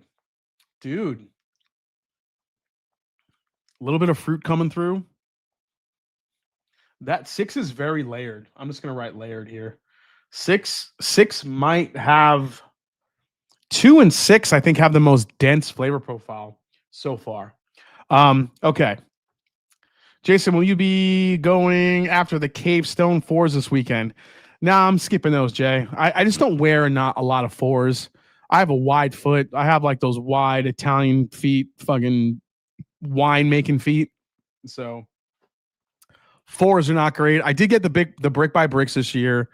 I think that was my big 4 pickup that I wanted. I'm debating the Cave Stone, man. I'm back and forth on it. I'm not sure if I want to get those yet. I think the next definitive sneaker I want to get are definitely the Air Jordan 1 lows, the Chicago Reds. Definitely want to pick those up when those come out. What's the shoe I'm debating? Oh, the shoe I'm debating on whether I want to pick up or not is the Air Jordan 5. The Air Jordan 5 black tongue Chicago colorway with the 23 on the heel. That's the one I'm debating on getting. I don't have one pair of 5s. I just don't like to wear 5s very often. I can't really pull them off. But that shoe is so iconic, and the 23 on the heel, I'm debating, man. I'm back and forth. Winemaking feet is a good barrel pick name for finished whiskey. Yeah, it kind of is. You know what wide feet means? A good palate. Thank you so much, man. I appreciate that, Nathan. I never heard that before, but we'll go with it. All right, let's go to the next division. So we're into the AFC South, which this division is this is going to be the wild, wild west. It's the Houston Texans division to lose. I mean, you have CJ Stroud. He's the quarterback. He's got it. That defense is ridiculous. I think it's the Texans division to lose. That's all going to be Texans. Jacksonville coming on. Jacksonville is kind of an enigma. You have Travis Hunter, which they drafted. Could that make a difference? Give them a boost? Absolutely. Whether or not that evolves into much more wins, I think it's a tall task. Colts, I think, are going to be terrible. I don't even know what to think about the Colts. I think their whole situation, especially the quarterback situation, you have Danny Dimes there, as a quarterback now. They can't keep their big draft pick healthy, which kind of sucks. That kid is kind of a freak athlete. Would have loved to see him stay healthy, but he can't stay on the field. And the Tennessee Titans, you have the new coach there. I think the Titans are going to be better than people think they're going to be. So my ranking, I think, is going to be Texans, Jaguars, Titans, Colts. I think that's going to be my ranking for the AFC South. So there you go. That's my rank for the AFC South. What else here? Who else do we have? Okay, the AFC West, of course, with the reigning Super Bowl runner-ups. Is that what you call them now? The Kansas City Chiefs. You have the Chiefs, the Broncos, the Chargers, and the Raiders. I think this division this year is going to be so competitive. I can't wait to see what happens within this division. I think a lot of people are writing off the Chiefs because they got smacked by the Eagles in the Super Bowl. But the Chiefs have reloaded. Their biggest issue was the offensive line. They got new lineman help to help Mahomes run around the field and do this. Every time he throws the ball, he goes back to the huddle like this. That's my Travis Holmes. Not Travis Holmes, my Patrick Holmes. Travis Kelce. It's my Patrick Holmes impression. He talks a little like, kind of talks a little like Kermit the Frog. I'm Patrick Mahomes. I'm going to throw the ball really, really far. So that's basically Patrick Mahomes. Until the Kansas City Chiefs get dethroned, that's the pick, obviously, each and every year. But Denver, I think Denver is a legitimate ish. They're going to be a problem this year because they have a really, really good defense. Bo Nix, their quarterback, I think is an up-and-comer. I think he's going to be really good. He's in a good system with their head coach that I think could cause a lot of problems for other teams. The Chargers are one of these teams where you just don't know what you're going to get. They drafted really well. They have a really good new running back. Forgot his name. It's like O'Marion or something like that. I forgot how you pronounce his name. Anyway, the Chargers, I think, could be an interesting play in that you have Herbert, who's an incredible quarterback, but he just can't seem to get any consistency from year to year. So maybe he gets that underneath Harbaugh this year. Maybe they find it between the running, the passing. I just don't see how the Chargers defense really keeps up, but we'll see. But I think the Broncos have become kind of the dark horse in that division this year. Raiders, who the hell knows what you're going to get with the Raiders each and every year. Maybe they may surprise some people, but I think my ranking is for right now: Kansas City, Denver, Chargers, Raiders. I think those are the four for me, at least here in 2025 to start off the season. But we'll see what happens. But I think the Chiefs, a lot of people are writing them off. I think to their demise, because the Chiefs always come out. They have some of the best coaches in the league. They got a new offensive line to protect Mahomes. Who knows what could happen? So we'll see. We'll see what goes on. But I think the Broncos this year are going to be a problem. All right, NFC East. This one's kind of easy. The Eagles, I think, are obviously the tops because they're the defending Super Bowl champions. You have to pick them to win the whole thing. They draft and construct their team, I think, better than anybody in the league. Then it comes down to Commanders, Cowboys, and Giants. Here's where I'm like wavering because the Commanders have obviously they went really far last year, more than anybody thought with Jaden Daniels. But will he have a sophomore slump? We don't know. Will people start figuring him out this year? That seems to happen the second year where a quarterback has a good year. Washington Redskins have an older team. They don't have a lot of young bucks in that team. Jaden Daniels is kind of the machine making that thing go. Will people figure him out? Will they start spying him more? Well, what's going to happen with Washington? That's the key. But for now, I'll keep Washington at number 2. Dallas. Fucking hate Dallas. Sorry, all you Cowboy fans, but the Cowboys, after trading away, oh my God, what a shit show that was. I mean, I still don't understand why they traded him. To trade your top defensive player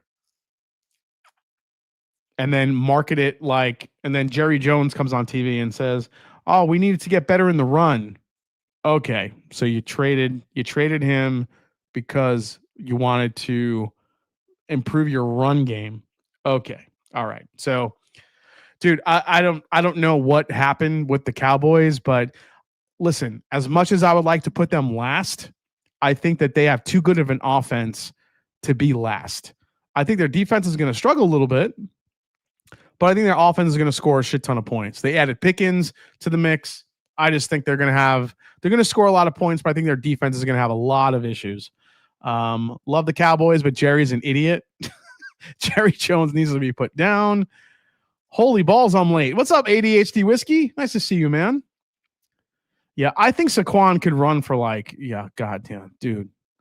Saquon is crazy. Washington this year, 10 of 11 off starters back. I want to see the Raiders do something. Yep. Jerry Jones needs idiots. J-Lo has more rings than the Cowboys. Dude, we have a legend in the house, Matt Porter. Matt, I don't know if you've talked to Jared at all, Matt. So I kind of got to go in your shoes a little bit a couple weeks ago, Matt, where I got to blend the first drum key release. But dude, the 12 Summers release you did is brilliant. Such a freaking good whiskey, dude. Incredible whiskey, dude. So I just want to tell you that. Incredible job. So I hope that you like my first drum key blend coming down the pipeline as much as I like that, because it's a really good blend, dude. So congrats. 12 Summer. What else did I try that Matt did? I think that man, Matt, did you do the? It was like the Ancient Age label one. Did you do that one? 12 Summers is so good. It's so good. All right, let's go to number 7 here.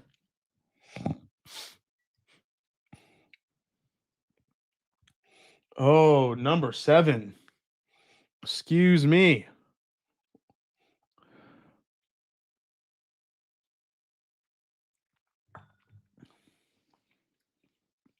Oh, holy shit. What is 7?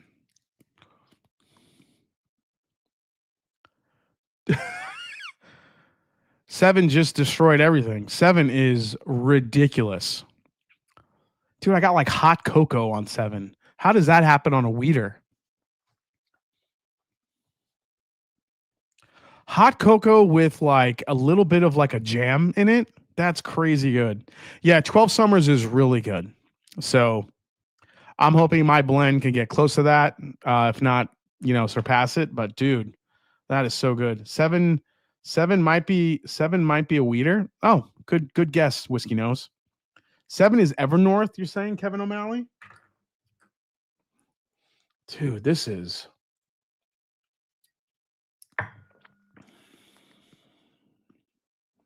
Wow.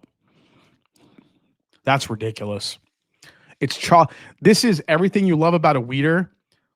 The fruit forwardness of it, the viscosity, coated in chocolate, which you don't get often from a weeder. That's really great. 7 could be grainy glass. We didn't put that one in there.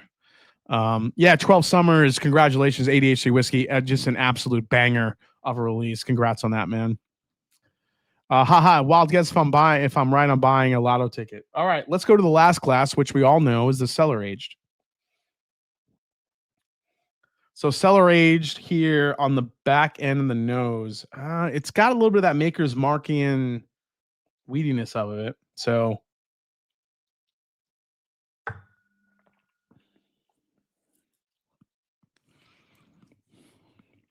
yeah, I mean, it tastes like Maker's Mark, but it's a lot less sour and a lot less Sharpie marker than I think the 24 is. That's why I like the 23 a little better. But I'm telling you, I don't like that more than I like number 7. Dude, number 7 is incredible. Okay. So we have some standouts here. 7 for sure is a standout. I think 2 is a standout.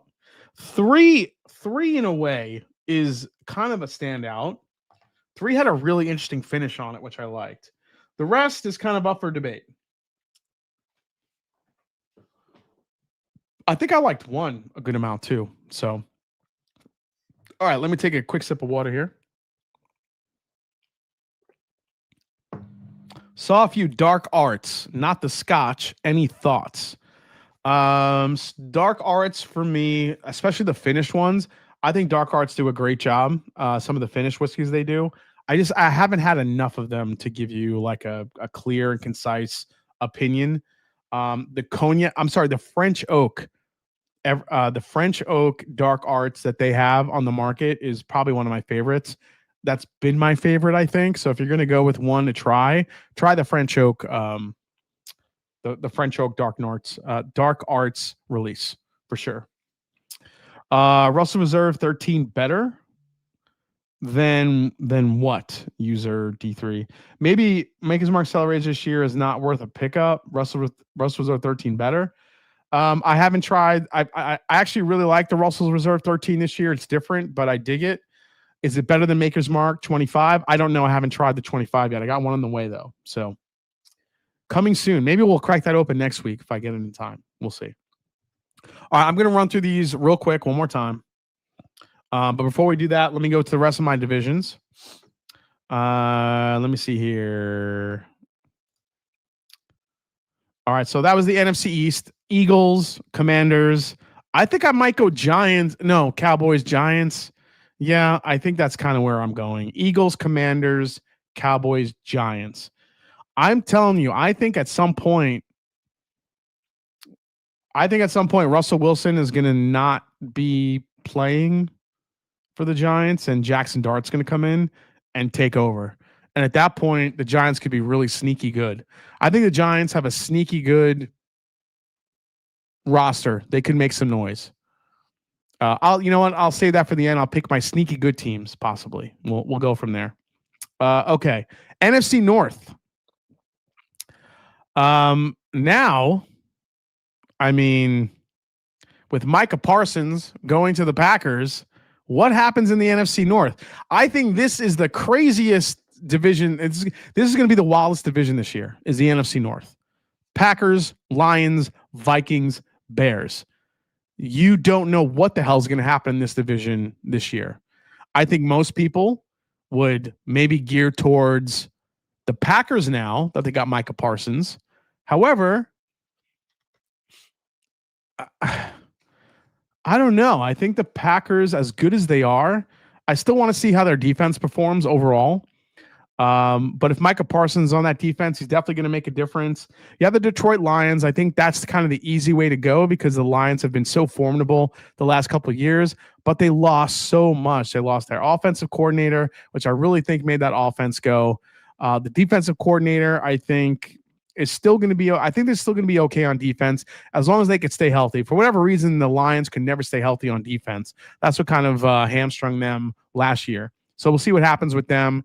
Minnesota Vikings, you're starting a second-year quarterback, really a first-year quarterback because he was hurt all last year.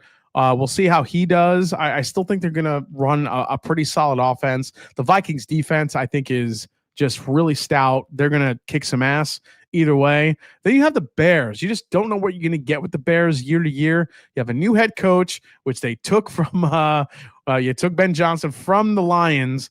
I think their offense is going to hum. Their defense is going to stop enough. How's Caleb Williams going to play? I think honestly, I think the NFC North, along with the AFC West, is the most interesting divisions this year in football. So if I had to make my picks, screw it. I'm going to say Packers are going to win the division. I think Packers are going to win it. Lions, generally, like my rule of thumb is pick the winner of the division until someone unseats them. I think the Lions just had way too much change in order to keep that division title. I think the Packers are evolving. Love the quarterback. The defense got Micah. I think the Packers, this is their chance to take that division. Lions, I think, will go second. Minnesota Vikings and Bears, I'm still gonna say the Vikings third and then the Bears last until Caleb Williams proves me wrong. I think the Bears are still gonna struggle, but we'll see. Hopefully I'm wrong. I actually want the Bears to do good. I think the NFL is better when the Bears are a better team. So we'll see what happens. But I think there's a lot of proving to go with the Bears. NFC South. That's right. My division, my beloved Atlanta Falcons, who just make me not want to watch football every single year. Listen, man, it's Tampa Bay's division to lose. It's Tampa Bay all the way. I hate to admit it, but Tampa Bay has that division. Atlanta has the capability to be second, I think. I think Penix is an absolute just all-star in the making. I think at the end of the year last year when the Redskins played the Falcons and we had Jaden Daniels versus Michael Penix, I think we had like two quarterbacks that I think were the future of the NFL. They were going back and forth. Washington ended up winning that game, of course.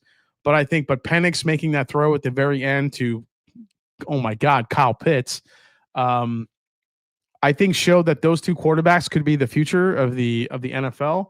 Obviously, Penix, hopefully he stays healthy. We'll see what happens with them. Atlanta drafted a shit ton of pass rushers. We'll see if that makes a difference. Who knows? But I think it's Tampa Bay. I think it's Atlanta. Carolina, I think, is going to make some noise this year. As much as I hate to admit it, I think their defense got better. I think their quarterback's a little bit better this year. He was playing really well at the end of last year. Was that an aberration? We'll find out. But Carolina could be the one that sneaks in there and makes a little bit of a sneaky run. I think they're another sneaky team. And then the New Orleans Saints, I think, are going to be terrible. So Tampa, Atlanta, Carolina, New Orleans. Then lastly, the NFC West, San Francisco, the Rams, Arizona, and the Seattle Seahawks. I think Seattle Seahawks are going to be terrible. San Francisco, I'm still not really believing yet. I think they'll have a good season. I'm not sure if they're going to have a great season. I think it's going to be between the Rams and the Cardinals, dude. I think the Rams are the favorite, but I think the Cardinals are going to make some freaking noise this year, dude. They got Marvin Harrison Jr. The problem with Arizona is that quarterback. I'm just not sure how. I don't know. Just too inconsistent there. We'll see how it goes, but I think it's Rams, Arizona. I don't know about Arizona. Let's say Rams, San Francisco, Arizona, Seattle. But I think in each division, sneaky picks. I think Arizona's going to make some noise in the NFC West. I think Carolina could make some noise in the NFC South, along with Atlanta, maybe. As far as the NFC North goes, I don't even know. I think maybe Chicago could be better than people think. In the NFC East, the Giants. I think the Giants are going to make a little bit more noise than people think. In the AFC West, the Chargers. I think the Chargers are the team to watch in that division. I think Kansas City and Denver are kind of the proverbial favorites. But the Chargers, I think, the more time Harbaugh has with that team, I think the more they could improve. We'll see what happens. They have a great quarterback. The AFC South, the Titans, Colts, Jaguars, Texans. Let's keep an eye on the Jaguars. Let's see if they improve this year. And then with the AFC North, Pittsburgh is going to be interesting to watch this year. They always have a great defense. We'll see how Aaron Rodgers performs. Who knows? And then the AFC East, where we started, I think New England is going to be an interesting team to watch. I think they've gotten better. And that's it. Those are my picks. Okay. I'm going to run through this real quick. We'll make our selections, and we'll see who won this blind.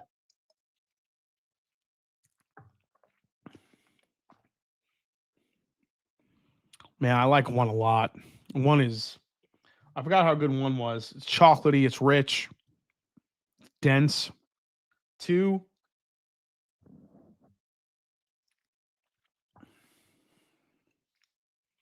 Man, 2 is also delicious.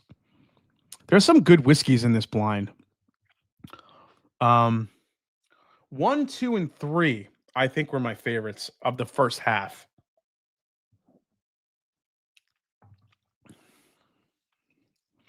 Three I like, but I don't think I like 3 as much as 1 and 2. All right, let's go to 4. 4 was weird.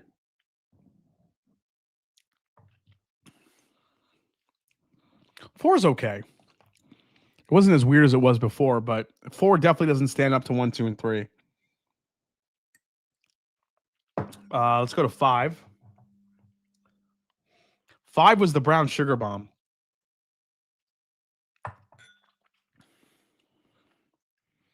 I like 5, but I don't think it has a lot. I don't think it has a depth that 1, 2, and 3 has. So I'll give it that. I think it's just very.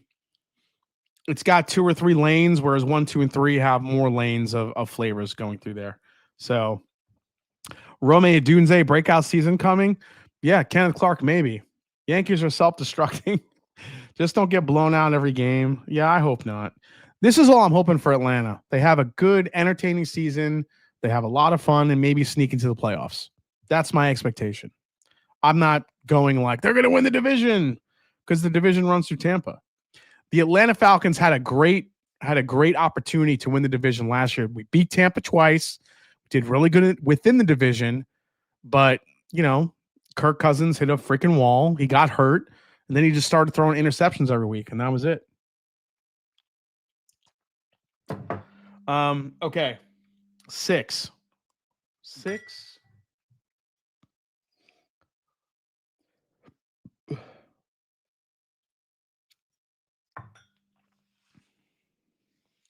6 is not there for me at all.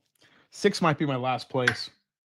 7 is ridiculous.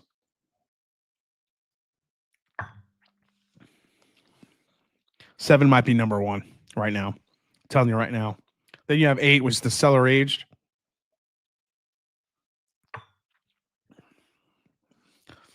Why does Maker's Mark have that weird flavor for cellar aged? It's worse when you taste it off of something else. It just gets worse. Okay. So 1, 2, 3, 7, I think are my top 4 in no particular order. So let's go there. You know what? Let me just keep that. I don't want to get confused here. All right. So between 4, 5, and 6, which do I love the most?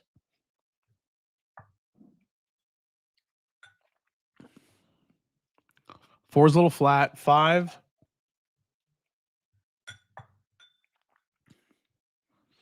5 is good and just not super layered. And then 6.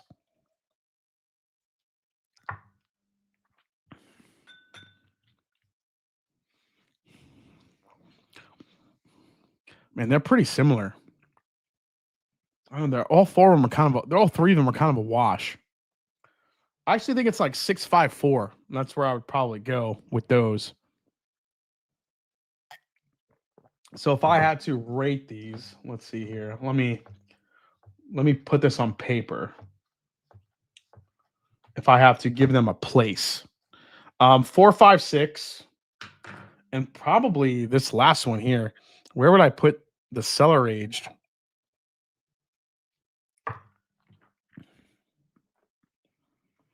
The cellar aged 2023 has some really nice redeeming flavors. I love the butteriness of it. Has kind of an old school feel to it.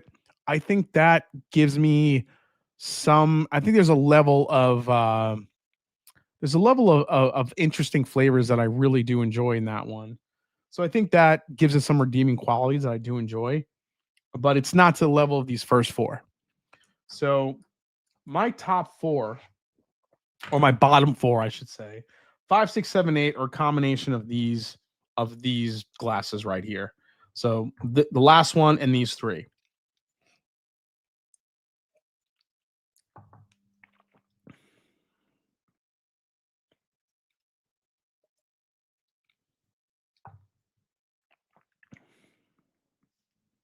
think I like that a little bit more than that.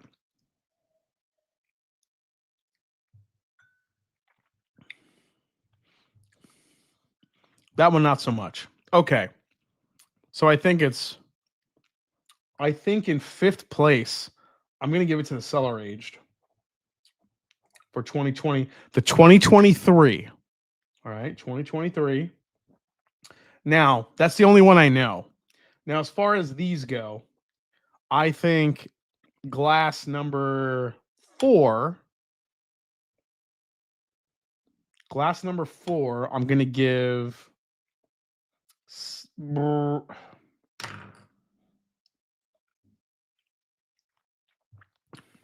Is that the one I like the most? I think that's the one I like the least.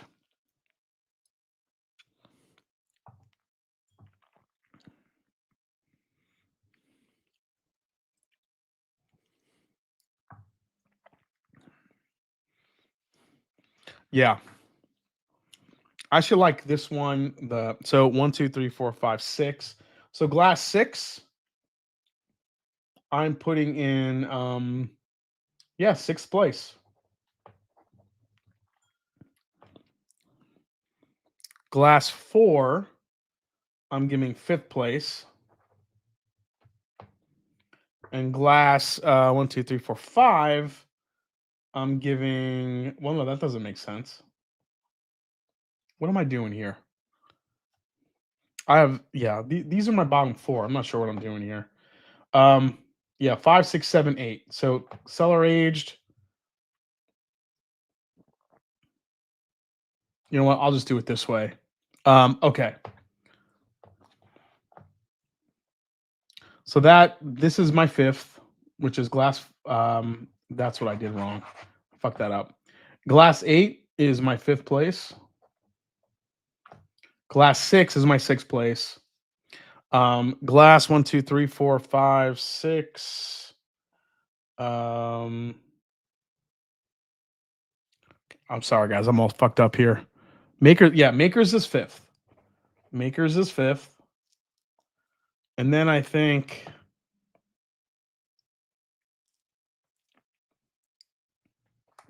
yeah, let me just do it. I'm just gonna do this. I don't care. This is 5th. 1, 2, 3, 4.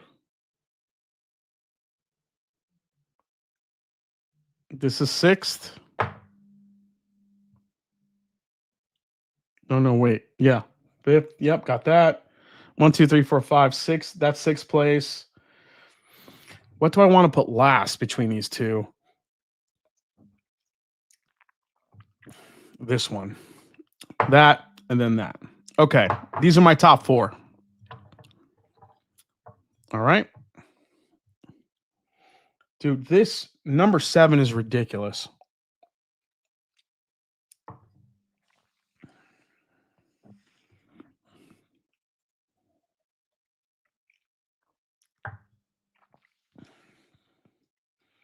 One and whatever. Whatever. We're just gonna. I don't care anymore.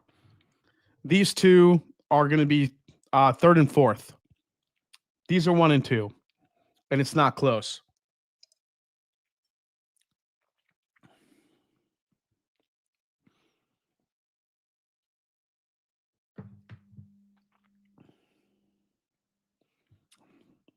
I think that's the move right here. This is that is the ranking right here. Now, between 1 and 2,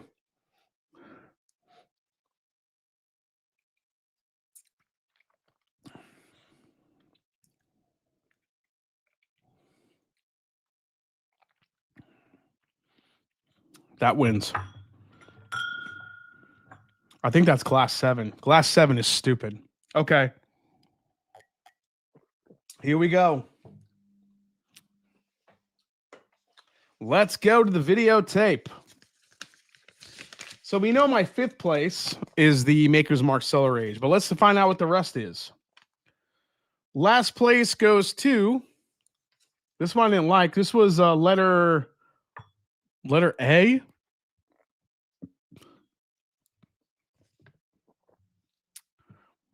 That is is that right?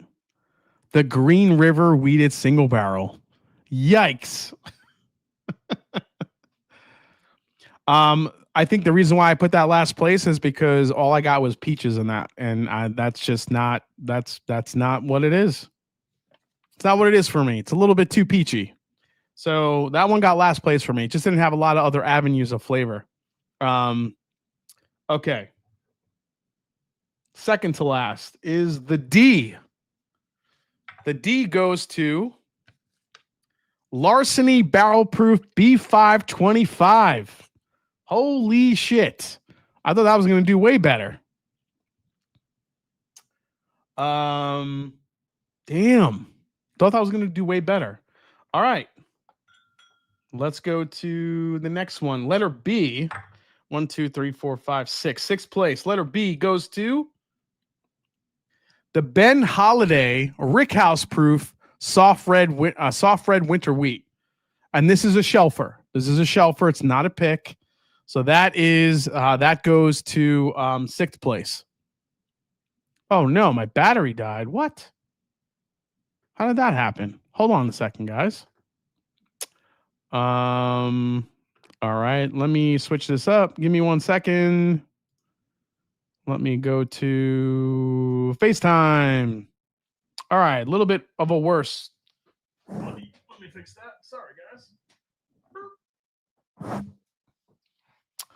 All right. Yeah, we're still live. We're still doing it. Okay.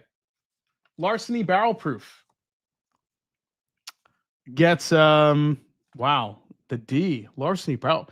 I did not expect that. I thought Larceny was going to do way better.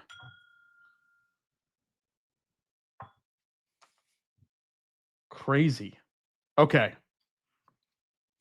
Wait, so that was, let me see here. This was yeah, that was Green River. D was Larceny. And B was the Ben Holiday. So the Ben Holiday soft red winter wheat. Okay. Don't forget to tip your love the grainy look. I know. I look much more attractive now. It's amazing. All right. We know this was the cellar age. So cellar aged gets 2, 3, 4, fifth place. So fifth place goes to cellar aged. Now we're in the top 4 here. Top 4. Let's go to the fourth place. This is letter C. Letter C goes to, oh shit. Letter C is the Star Hill Farms. Letter C is the Star Hill Farms. Holy crap. That means the top 3. How does Weller Foolproof doing so well? Wow, that's crazy. Yeah, this is a 2020. This is a 1998 looking stream right now because I didn't clean the lens on my laptop. Didn't think it was good. There's like a haziness to it. Number 3 goes to Weller Foolproof. So Weller Foolproof in tonight's blind took out Star Hill Farms, which is very surprising to me. I thought Weller Foolproof was not going to even go in the top 5, but holy shit. Weller Foolproof surprised. There you go. And the top 2, letter E. Dude. Middle West Wheat Whiskey and the Evernorth Wheated Bourbon from Southern Distilling got the top 2 spots. Which one do you think won? Number 1.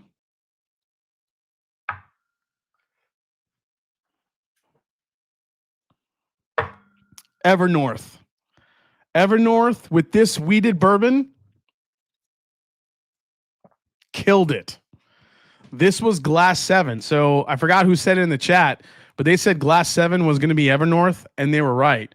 Evernorth wheated bourbon. This Southern Distilling 7-year cast strength pick killed this entire blend. This entire blind, I should say. Holy shit. So, dude, Dan, Sean, Evernorth, they're sourcing some really, really good shit. So, dude, the Evernorth is a banger.